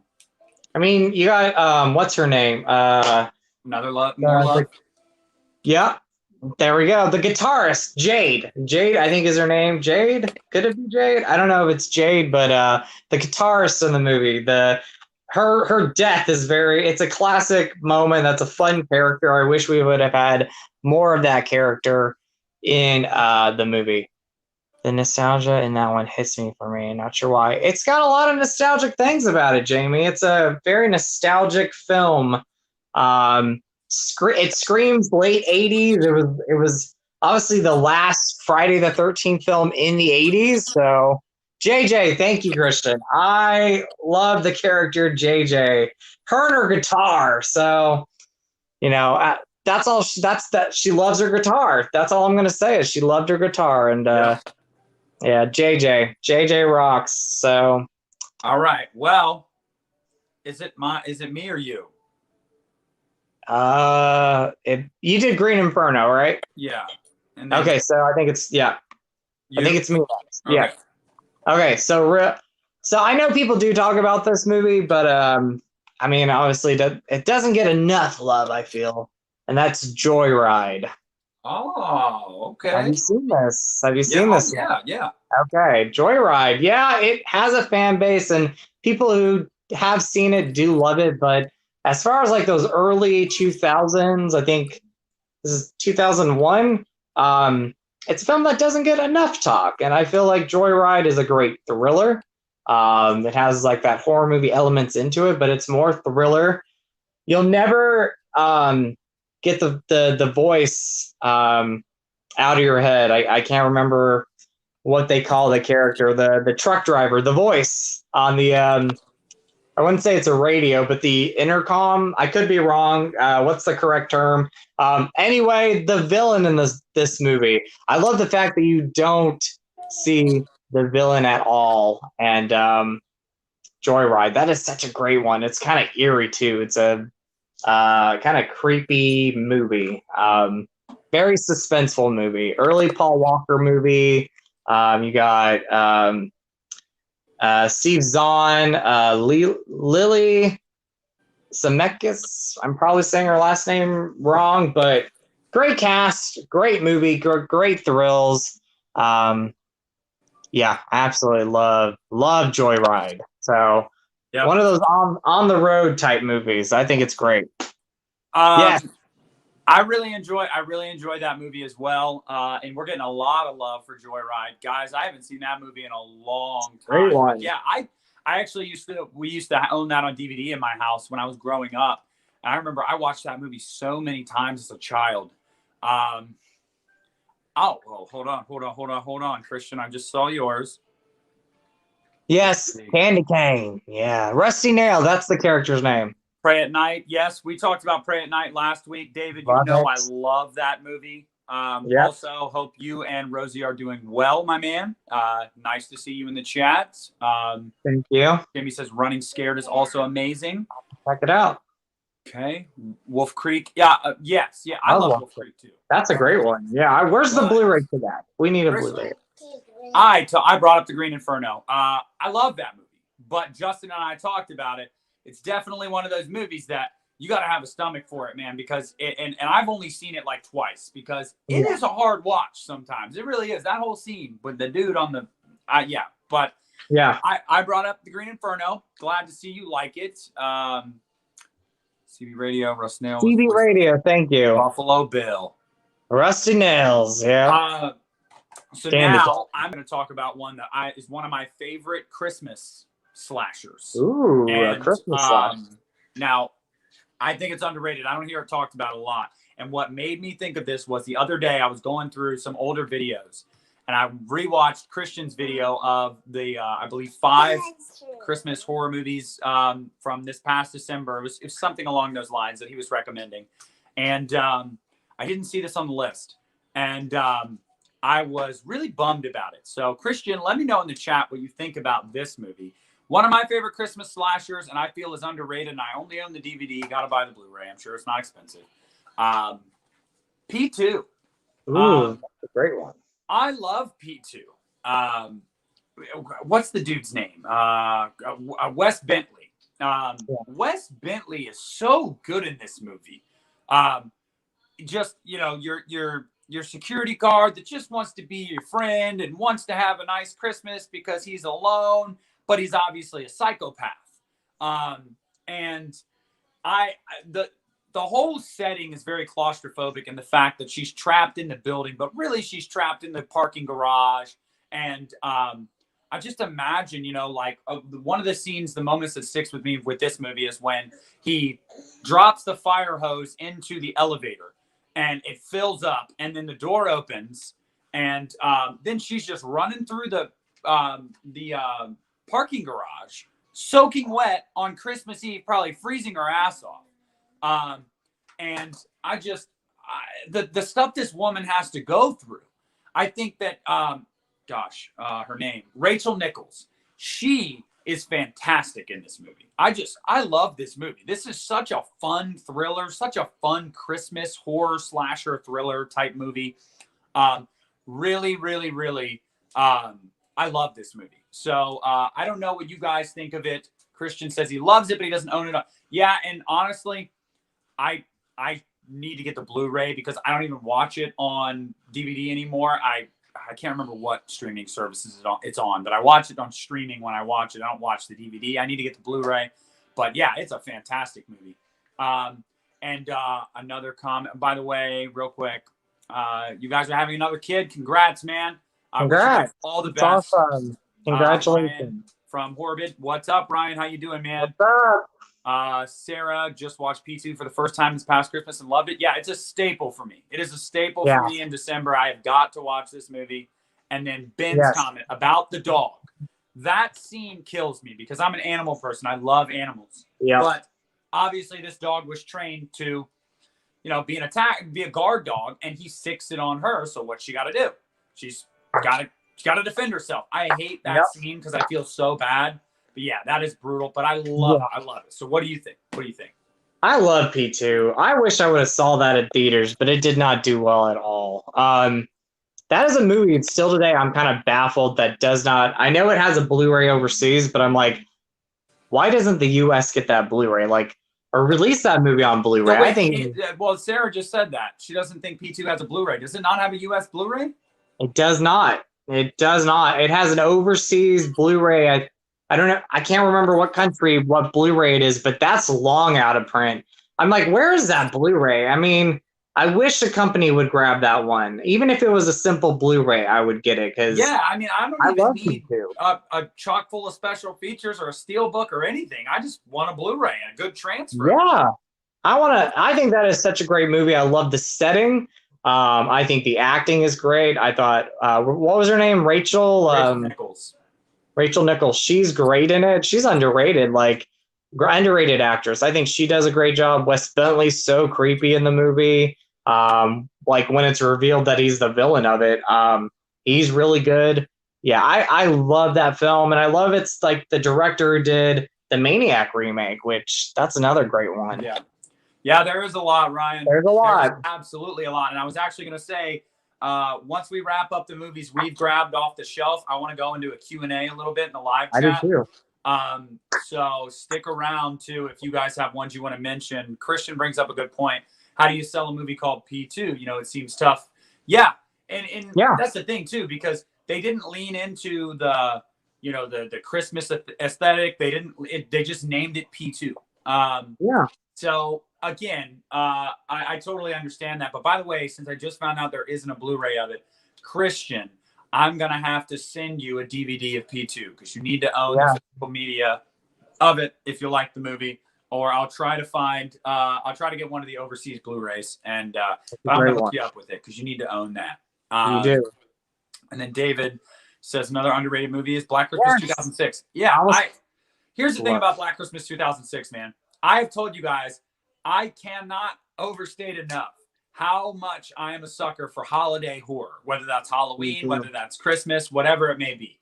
And that movie is the atmosphere is so I love the Christmas atmosphere. It just oozes atmosphere. And I love one of the things that sticks out to me always about that movie is cutting off the skin with the cookie cutters and then baking it. So gross. But I really enjoyed Black Christmas 06. I know you love it too, don't you, Justin? I love that movie. I saw that in theaters, and my poor dad, man, he had to go with me because my younger sister was too young to go see the movie. And it was me and my sister. We were sitting up in one of the front row seats, and my dad's in one of the back seats, and he's not a horror movie fan. And that gore in that movie, he was cringing. I said, he is going to pull us out of the theater. He ain't going to like this. Thankfully, we got to see the whole movie. My sister didn't like it. My dad obviously did not like it, but I love Black Christmas 2006. I still love it today. Phenomenal. I have not seen that. Phenomenal. Dario Argento's? Oh, I love that one. Oh, okay. If you're a Dario Argento fan, if you're wanting to get into his work, that is one to check out. Yes, we talked about that. Deadly Friend, yeah. Deadly Friend, yeah. Amazing. Where's the Blu-ray of that? Yeah. I know it was cheap too, man. I think I picked up my DVD for $3. Seriously, I think the P2 DVD got mine for $5 at a used movie store. Yeah, and it's great. But enough about P2, Justin. What do you got for me? All right, so I'm gonna go with. I'm a big fan of this director. He's not done a lot of stuff though. This was his film after The House of the Devil. It is Ty West's The Innkeepers. Oh my God, I love that movie. Do you? I love that movie. Love The Innkeepers. This is such a great ghost supernatural movie. It's a slow burner, but if you appreciate slow burners, I think you're going to enjoy this one. Paxton. Sarah Paxton's in it. Yes. Such a great Ty West movie that I remember it came out. People talked about it a little bit, but then it went away, and you rarely hear people talk about The Innkeepers now. This is such a great one. Absolutely. I love this one. And you mentioned the fact that it's a slow burn, and it is. But I will tell you guys, that final 15 minutes of payoff is terrifying. Like, yes, that ending underneath the hotel. Oh, dude, no. That scared I watched that movie by myself at like 3 a.m. in the pitch dark years ago, and it scared the crap out of me. I absolutely love that movie. I love that movie. I love this movie too. It's creepy. It's there's some really like chilling moments in the movie, and again, it's a slow burner. But if you appreciate a great ghost movie, and if you've never seen The Innkeepers, please go check this one out. Yeah, this is a great one. Ben mentions Tales from the Crypt. Demon Knight is great. Yeah, yep, yeah, that is also really good. That's a great one. Pentagramma loves it as well. Sarah loves it as well. Yeah, it's got some love in there for that. But yeah, dude, The Innkeepers, that is a solid choice. Oh, man. I love The Innkeepers. Ty West did such a great job. I like the hotel setting. I think that was pretty unique to put it in a almost like abandoned hotel. Absolutely love it. Yeah. Let me know what you guys think of The Innkeepers in the chat. Christian, have you seen it? What do you think of it? I don't think I've ever heard you talk about that one. Great choice, Justin. And in the same vein of supernatural horror, my next one that I want to talk about is one that I hear a lot of people crap on it because they say that they think it's actually, some people say it's not scary. I really think it's underappreciated. Maybe not underrated, underappreciated. The Autopsy of Jane Doe. That movie scared the crap out of me. I love the acting. The scene where they're in one of the offices down the hall and you just hear the bell on the body coming closer and closer to the door scared the crap out of me. The whole like mystery with the with Jane Doe and basically being like witchcraft. Oh man, I love The Autopsy of Jane Doe. I thought it was super well acted. It's paced very well, and it scares the crap out of me. What do you think of The Autopsy of Jane Doe? Love that movie, and that talk about a film that surprised you where it went, because I don't think anybody was. If you've seen the movie, you don't expect where the movie goes. I don't think it was, and this is a spoiler if anybody hasn't seen it, but you don't expect it to be kind of a witch movie. It kind of took you in a direction that you were not expecting. That is a creepy movie, and I actually watched it the first time during the day, and it still creeped me out. Love The Autopsy of Jane Doe. That is such a great movie. David, yes, we talked about Nightmare 2010. We talked about that. Yep. Top. Justin and I both really enjoy that movie. Yes. Feel like it gets too much hate. I won't say it's underrated because a lot of people know about it. It did get it made a lot of money at the box office, but I feel it's underappreciated. We both enjoy that. Underappreciated, yes. And then Ryan brings up Road Games. Have you seen Road Games? Jamie Lee Curtis, yes. Okay. Yeah, that's a great one. I almost actually pulled that one out. That is a great one.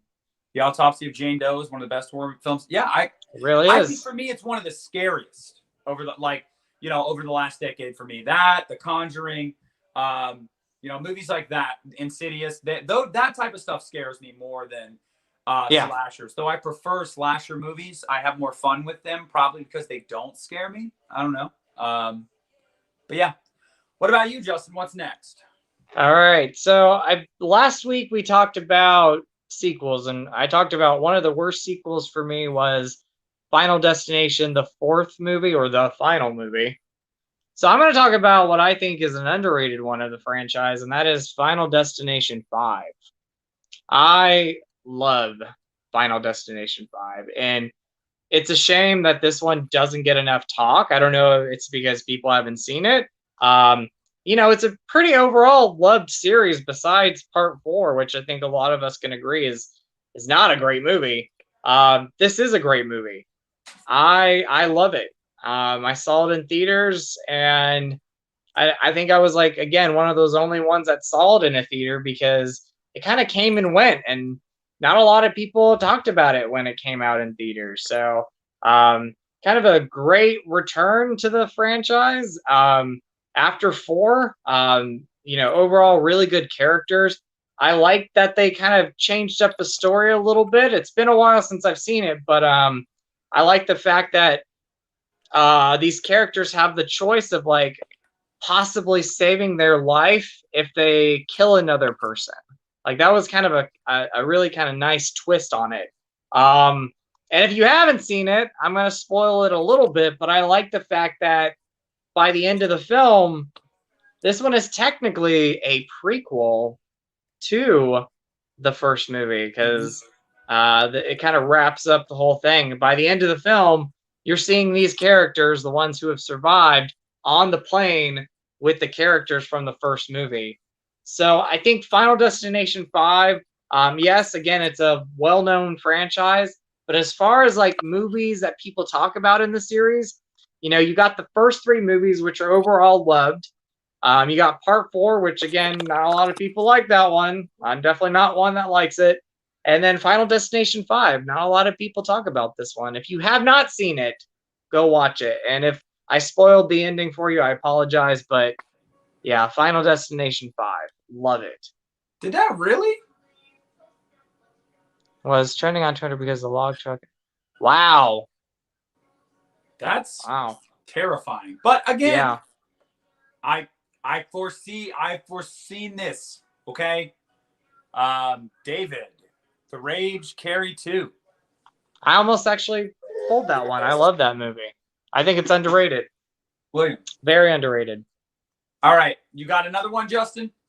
I do. Real quick. Here we go. Kind of one of the more recent ones from the last couple of years. That's The Prodigy. Have you seen this one? Yeah, I enjoyed that movie. I overall love it. I went into this movie, wasn't really expecting too much. I mean, I didn't really pay attention to too many of the trailers. I went with my friend Doug, and we saw it in theaters. He had seen it before. He said, "You need to go see this with me." And yes, I surprisingly loved this movie. For a movie that I didn't know too much about, I think it's great. And if you want to I wouldn't say it's like a fun movie, but if you want a great horror movie that has actually some kind of eerie moments throughout it, there is one scene that really sticks with me every time I watch it. The Prodigy, one to check out. I personally love it.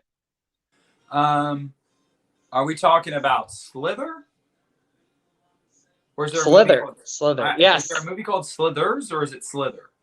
I think it's Slither. I think the James Gunn one. Slither with Elizabeth Banks. Yeah. I actually really enjoy that movie. I like that one.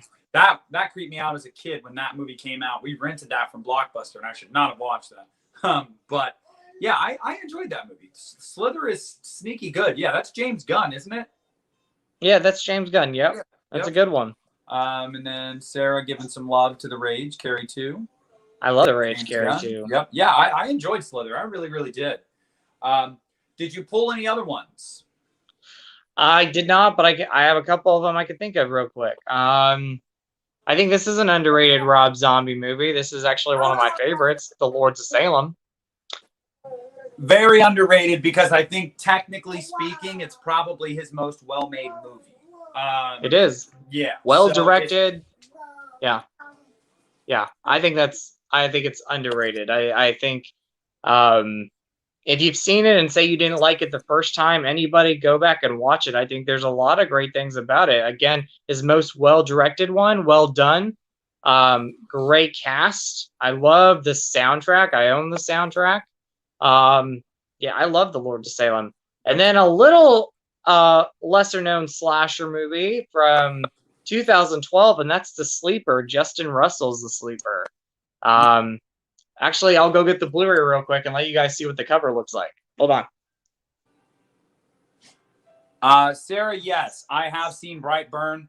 I enjoyed Brightburn. I had a blast with that movie. Brooke did not like it. I really enjoyed it. I thought it was super fun. Brightburn, I liked it. Yeah. The Sleeper. I don't know if you remember this cover. This, a straight-to-video 2012 slasher movie that came out. People talked about it, but then over the years, I don't hear too many people talk about it anymore. If you are a slasher movie fan, anybody, check out The Sleeper. It is a mix of homage to the original Black Christmas and He Knows You're Alone, Slumber Party Massacre, a lot of great elements. So The Sleeper, that's another great one. Okay, all right. Let's see. As Ryan put in the chat earlier, I have not seen that, actually. I have not seen Terrified yet, but I'll have to check that out. Okay. And then, Ben just got the soundtrack on Nice. Vinyl. Nice. Love the soundtrack. Three from Hell is one that David's mentioning. See, I enjoy Three from Hell for what it is, but when you compare it to Devil's Rejects and House of a Thousand Corpses, I feel like it was a little bit of a letdown, but I had fun with it. I personally love it. Yeah, it doesn't do anything different. It's not the same without Sid Haig. That's the thing. I agree. That's the one thing is like, it's not the same without Sid Haig. I think I don't mind the added brother, but I'm like, where has he been the entire time? Like, during these movies, like he just kind of just appeared. You know what I mean? Yeah. Sleepwalkers is great. I do love that one. Yep. Yeah, Three from Hell. There's not a Rob Zombie film in my opinion I don't like. The only one I don't remember is El Super Beasto, his cartoon that he did. It was dumb. I can't remember that one too much. It was dumb. Yeah, I can't remember that one too much. So guys, basically the point is there are a ton of underappreciated horror movies, and if we're being honest with ourselves, horror in general is underappreciated. A lot of people look at horror fans kind of like what Tony Moran said a couple weeks ago that was going around, that we're all crazy and we're stupid, and basically a lot of people look at us like that, and that's fine. Horror in general is underappreciated. We probably missed 100, 200, 1,000 movies that are underrated. These are just some ones that came to mind, some ones that we owned, that we wanted to talk about and give a little bit of love to. And now I want to open it up for everybody that's in the live chat right now to go ahead and let's do a Q&A for a little Sounds bit. Great. If you have questions about anything, ask us. If you have a movie you feel is underrated that you want to hear us talk about, mention it, and we'll cover that movie a little bit. But let's open it up a little bit because I feel like this is the best way to communicate with some subscribers, is in a live stream like this where you guys can in real time put your thoughts or your questions on the screen for us to react to. But while we wait for some of those to come in, I was trying to think of any other movies right off the top of my head that I really enjoyed. And I was thinking about supernatural movies. You mentioned, I can't remember. Is there anything else that you can think of off the top of your head? Let me think of some. Supernatural. I think we talked about it last week, but I think Poltergeist 3 is underrated. Yeah. I love Poltergeist 3. Again, I talked about it last week, but I love the all those practical effects in the movie. I think they did such a great job with them, and I like the fact that they took it out of that suburban setting and they put it in a skyrise building. I'm probably saying it wrong. I just love that. Frankenstein's Army. I have not seen it. I'll have to check that one out. Okay. David Farley mentions that Rob Zombie's Halloween. It's his second favorite film of all time. Wow. I respect that, man, because I respect it too. I've always really, really enjoyed Rob Zombie's Halloween, and I still will defend that movie. I think Halloween 2 is better, but yes, I really do enjoy his remake. We got a question from Ben. What are some of your favorite found footage movies? All right, Justin, you go ahead first. So we mentioned Fourth Kind. I consider that a found footage movie. Yes. As Above, So Below. Great one there. My all-time favorite. This is going to be kind of one of the. I wouldn't say it's a generic answer, but the Blair Witch Project. I love it. I mean, as far as found footage movies go, that's the most well-known one, and it's still my favorite one. And then I love Rec 1 and 2 and Quarantine. I think those are great ones. I think Quarantine's an underrated remake, but I love Rec 1 and 2. Okay. Absolutely love them. Yeah, Cloverfield was a great one. Everything you mentioned, and I would also add Cloverfield. Cloverfield? I love Cloverfield, one of my favorite found footage movies, but everything Justin just mentioned, all those movies, I really, really, really enjoy those movies. Sarah says that she finds the remake to When a Stranger Calls very underrated. Yes, I do too. That's not Mary Elizabeth Winstead, is it? Who is it? That's not Mary Elizabeth Winstead in that movie. No, it's I can't remember the actress's name, but that is a great remake. I actually was gonna pull that, but I didn't. I think that is a great one, and I actually also prefer it over the original film. Yeah, so do I.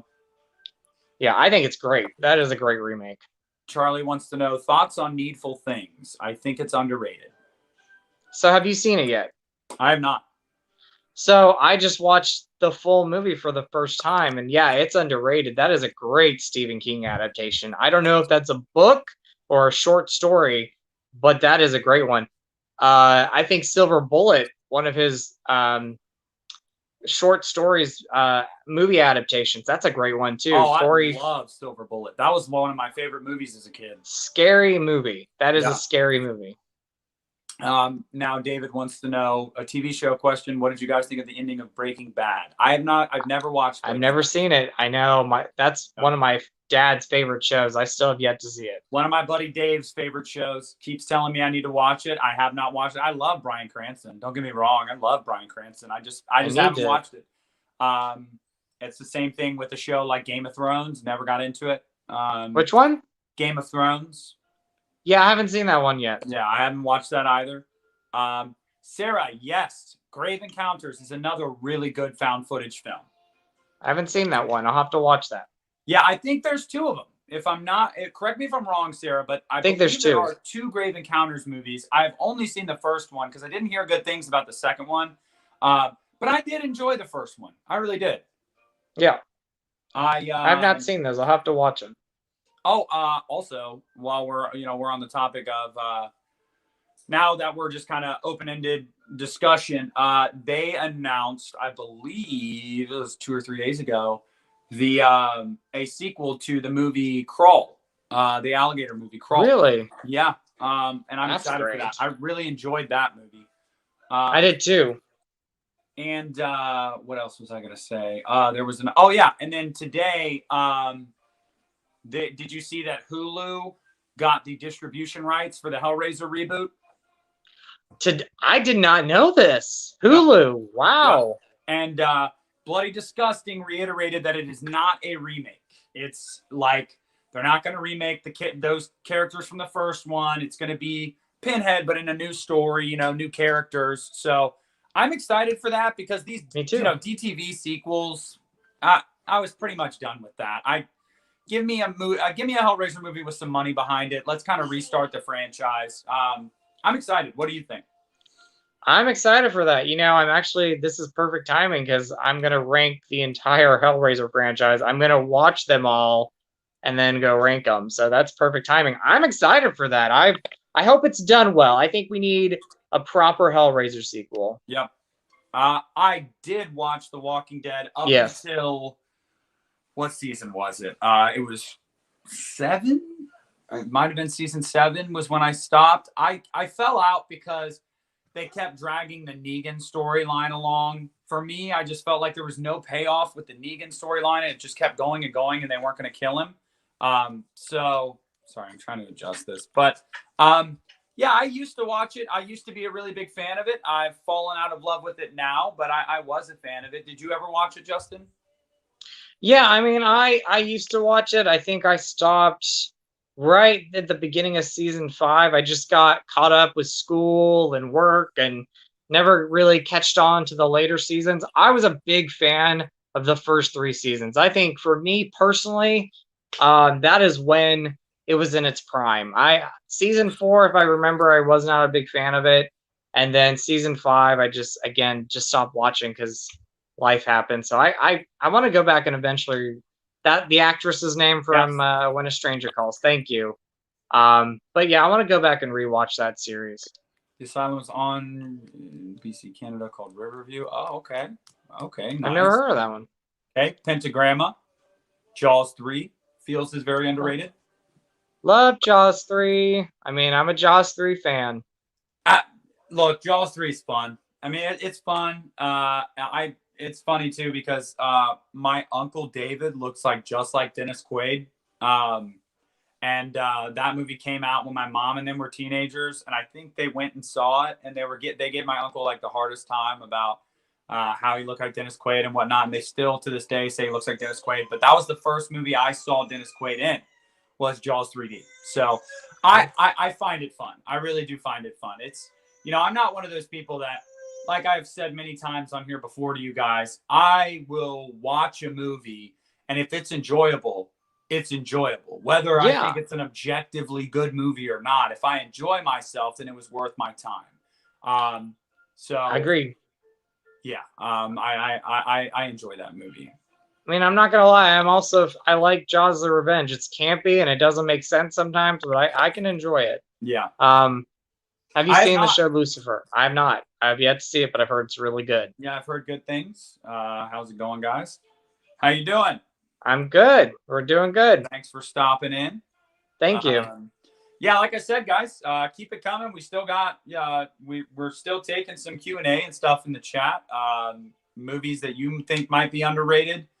I mean, we could have tackled ones from franchises that we've already talked about before, Halloween being one of them. I mean, like you said, Halloween 3, definitely underrated. Rob Zombie's Halloween 2, definitely underrated. What else? I think Phantasm 2 and 3. I'm going to say Phantasm 2 and 3. I think, what are some movies that you would want to give a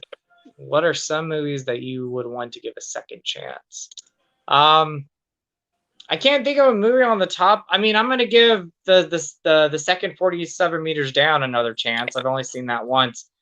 My thing about that is, if there's a film that you find something enjoyable about, even though you might not like it the first time, I always like to go and give those second chances. If there's a movie I completely dislike, sometimes I'll go give them a second chance, sometimes I won't. But I always say, if there's something you like about it, definitely give it a second chance. The Evil Dead remake, I did not like it in theaters, but now I love it. I think the reboot, I'm going to call it a reboot.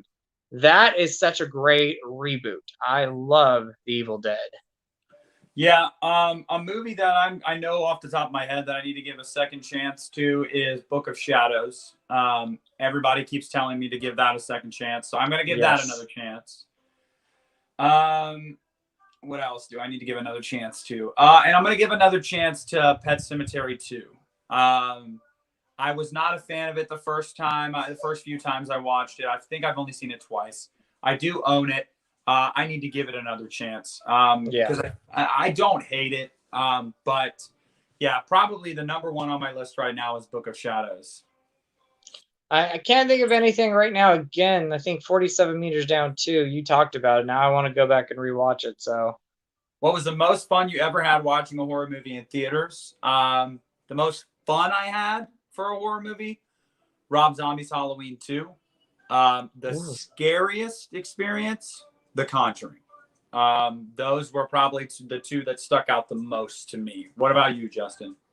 The most fun I've had is My Bloody Valentine 3D. I loved. Saw it in theaters, saw it with a friend of mine. We went to see it after a class that we had at our college campus. So there was a theater maybe 20 minutes away from where we went to school, and we went to go see it. And speaking of underrated ones, I think that's kind of underrated. I mean, I know people do appreciate it, but I remember it came out, people talked about My Bloody Valentine 3D, and then over the years, it just seems to slowly disappear. And let me know if there's anybody who's a fan of that movie, because I love it, and that was the most fun I had in a theater as far as horror movies go. Yeah, And the scariest, you what? I think it's fun. It is a fun one. The scariest, I would probably say, I would say The Conjuring. I thought that was pretty scary when I saw it in theaters. I thought that was pretty creepy. Scared the crap out of me. Sarah says Hellraiser was one she didn't like at first, and now she loves it. Weirdly, I'm the same way. Like, I wasn't a huge fan the first time I saw the movie. Yeah. Let's see. Yeah. Hey, thanks for stopping in, David. I really appreciate Thank you. it. I wish you and Rosie the best. I hope your guys' kid is healthy, happy, safe. When you got, I wish you guys the best. Thanks so much for stopping in. Thank you, David. Appreciate it. Sarah, what's your opinion on sci-fi horror? Oh, I enjoy sci-fi horror. I really do. I love sci-fi horror. I mean, an underrated one, Event Horizon. I think Event Horizon is a great sci-fi horror movie. I love I even love a good sci-fi horror movie. But yeah, love sci-fi horror. Yeah, I'm a fan of it as well. Mother of Tears from Dario Argento.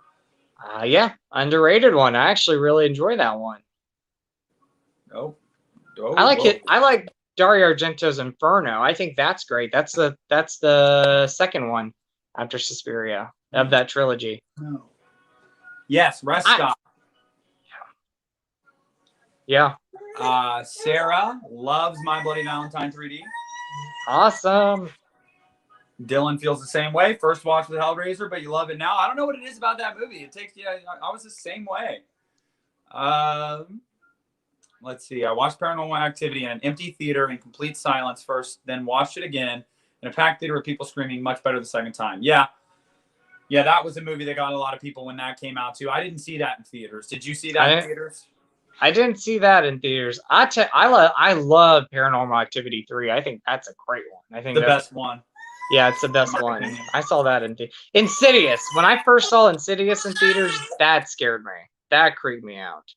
Insidious, the first Insidious movie, creeped me out in theaters. And I don't know if it's because I was under a cold, like an air sea vent, and like I was getting chills like down my back, or if it was the movie, but it scared me.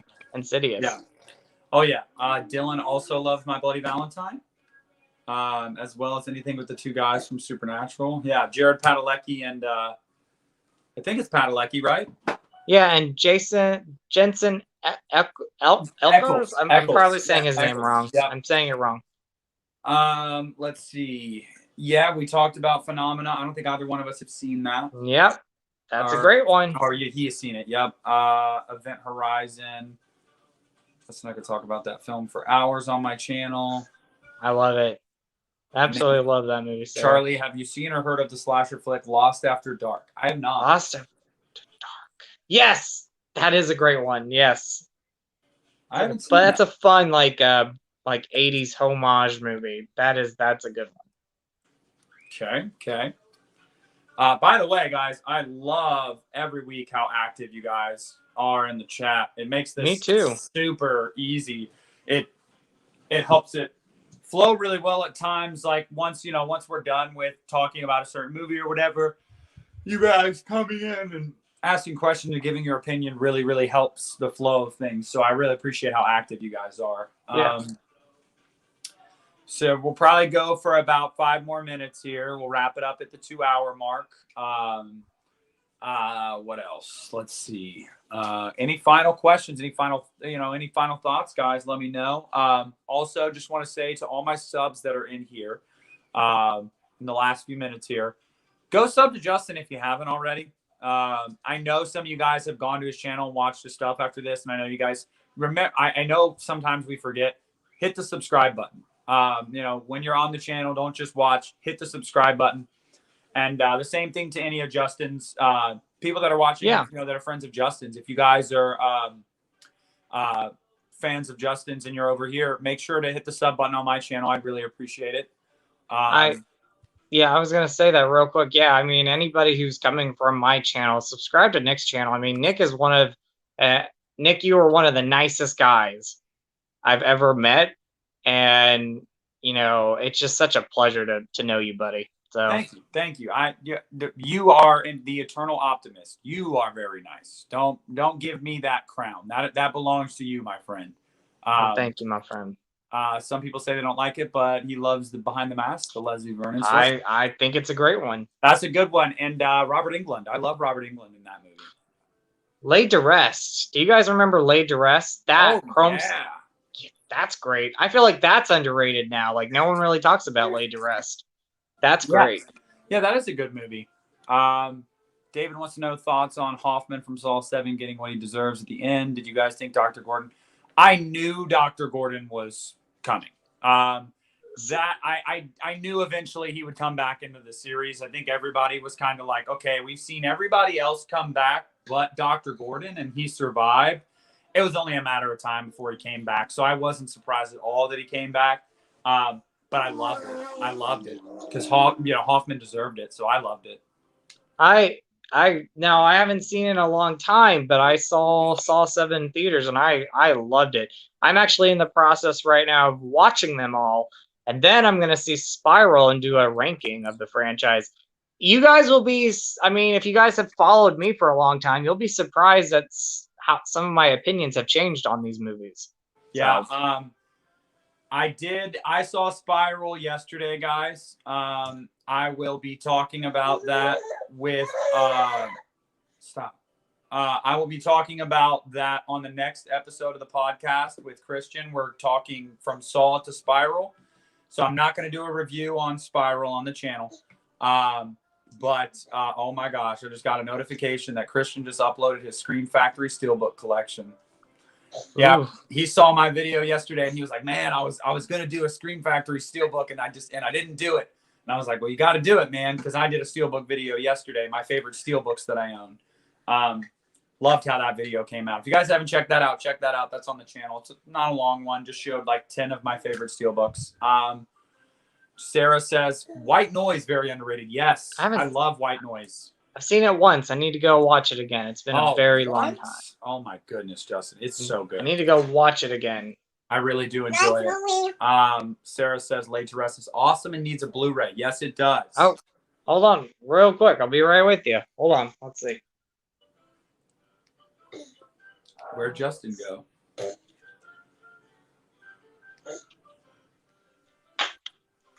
Now, if you guys have a region-free player, there is a Blu-ray of Laid to Rest 1 and 2. So this is both of them. I think this is you need a region-free player, but if you ever get a region-free player, I think I got this for $12 on eBay. So yeah, nice. It needs a Blu-ray though. Like I'm surprised that the first one never got a Blu-ray here. Sarah wants to know A Quiet Place Part 2. Yes, I'm looking forward to it. I'm looking forward to it. I will say, though, to everybody that is watching or is going to watch on the playback, if you haven't seen Spiral yet, I would say go check out Spiral. I did enjoy Spiral quite a bit. I will say, in my opinion, I think the twist was, can you not run into the tripod? Thank you. I think the twist was a little predictable. That is kind of a bummer. But in my opinion, I think Chris Rock did awesome. I bought him. I bought into it. I really did. I like the acting. I like the traps. Some of the traps made me really squeamish, actually. So if you guys have not seen Spiral yet, go to the theater and check it out. It really is a fun time. Definitely better than Jigsaw. I did not care for Jigsaw, so I was really, really happy with this one. I'm going to go see it this week. I'm going to go watch that one. I look forward to it. Yep. All right, guys. Well, we are right at the 2-hour mark. So I want to thank everybody. This is normally how long we keep the shows, 2 hours on Monday. That's normally what we block it out for. I really appreciate you guys coming in again. It's so awesome to talk with you guys every week. Dylan, Sarah, Jamie, David, Ryan, Christian, all you guys crying. Every single one of you guys that comes in every week. Bill, God, what's your buddy's name? Ed Wood. What's his name? Oh, Pat. Yeah, Pat. Every single one of you guys that come in here every week, you're always giving us great stuff to talk about. You're always Charlie, Isaiah. Yes. I could go on and on. You guys really give us great stuff to talk about, and I really appreciate you coming in. I know Justin appreciates you, and again, this was another topic that Justin picked. He is the king of the topics. So I had a blast talking about these underrated horror films. And I really appreciate all you guys coming in today. It really meant a lot. Sorry at the very beginning things were a little hectic because I had a visitor at the door and a baby in full meltdown, but we got through it.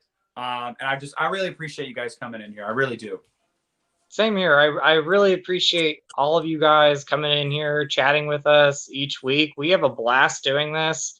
I have a blast talking to Nick. I think I've said it and I'll say it again. You're awesome.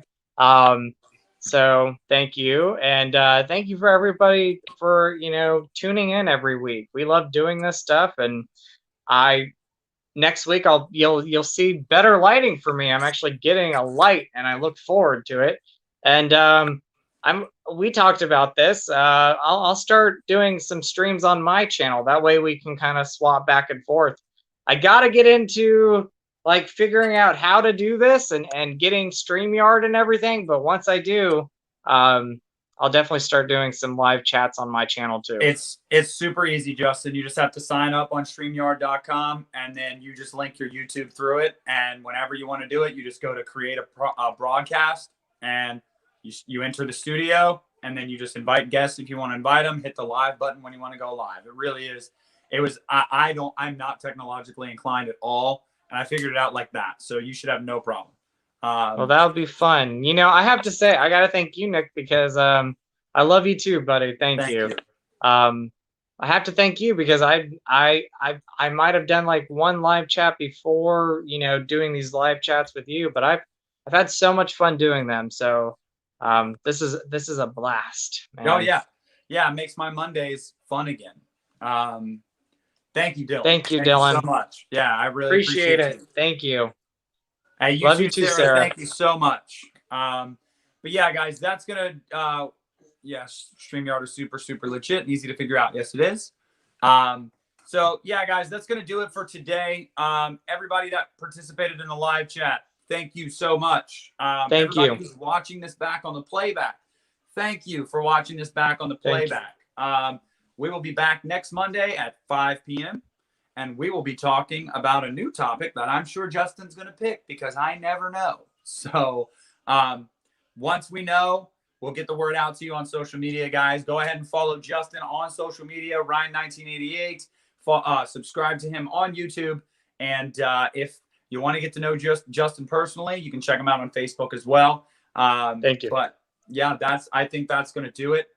Thank you guys so much for coming in. Really, really appreciate you. Have a great week. Enjoy the weather warming up around the country.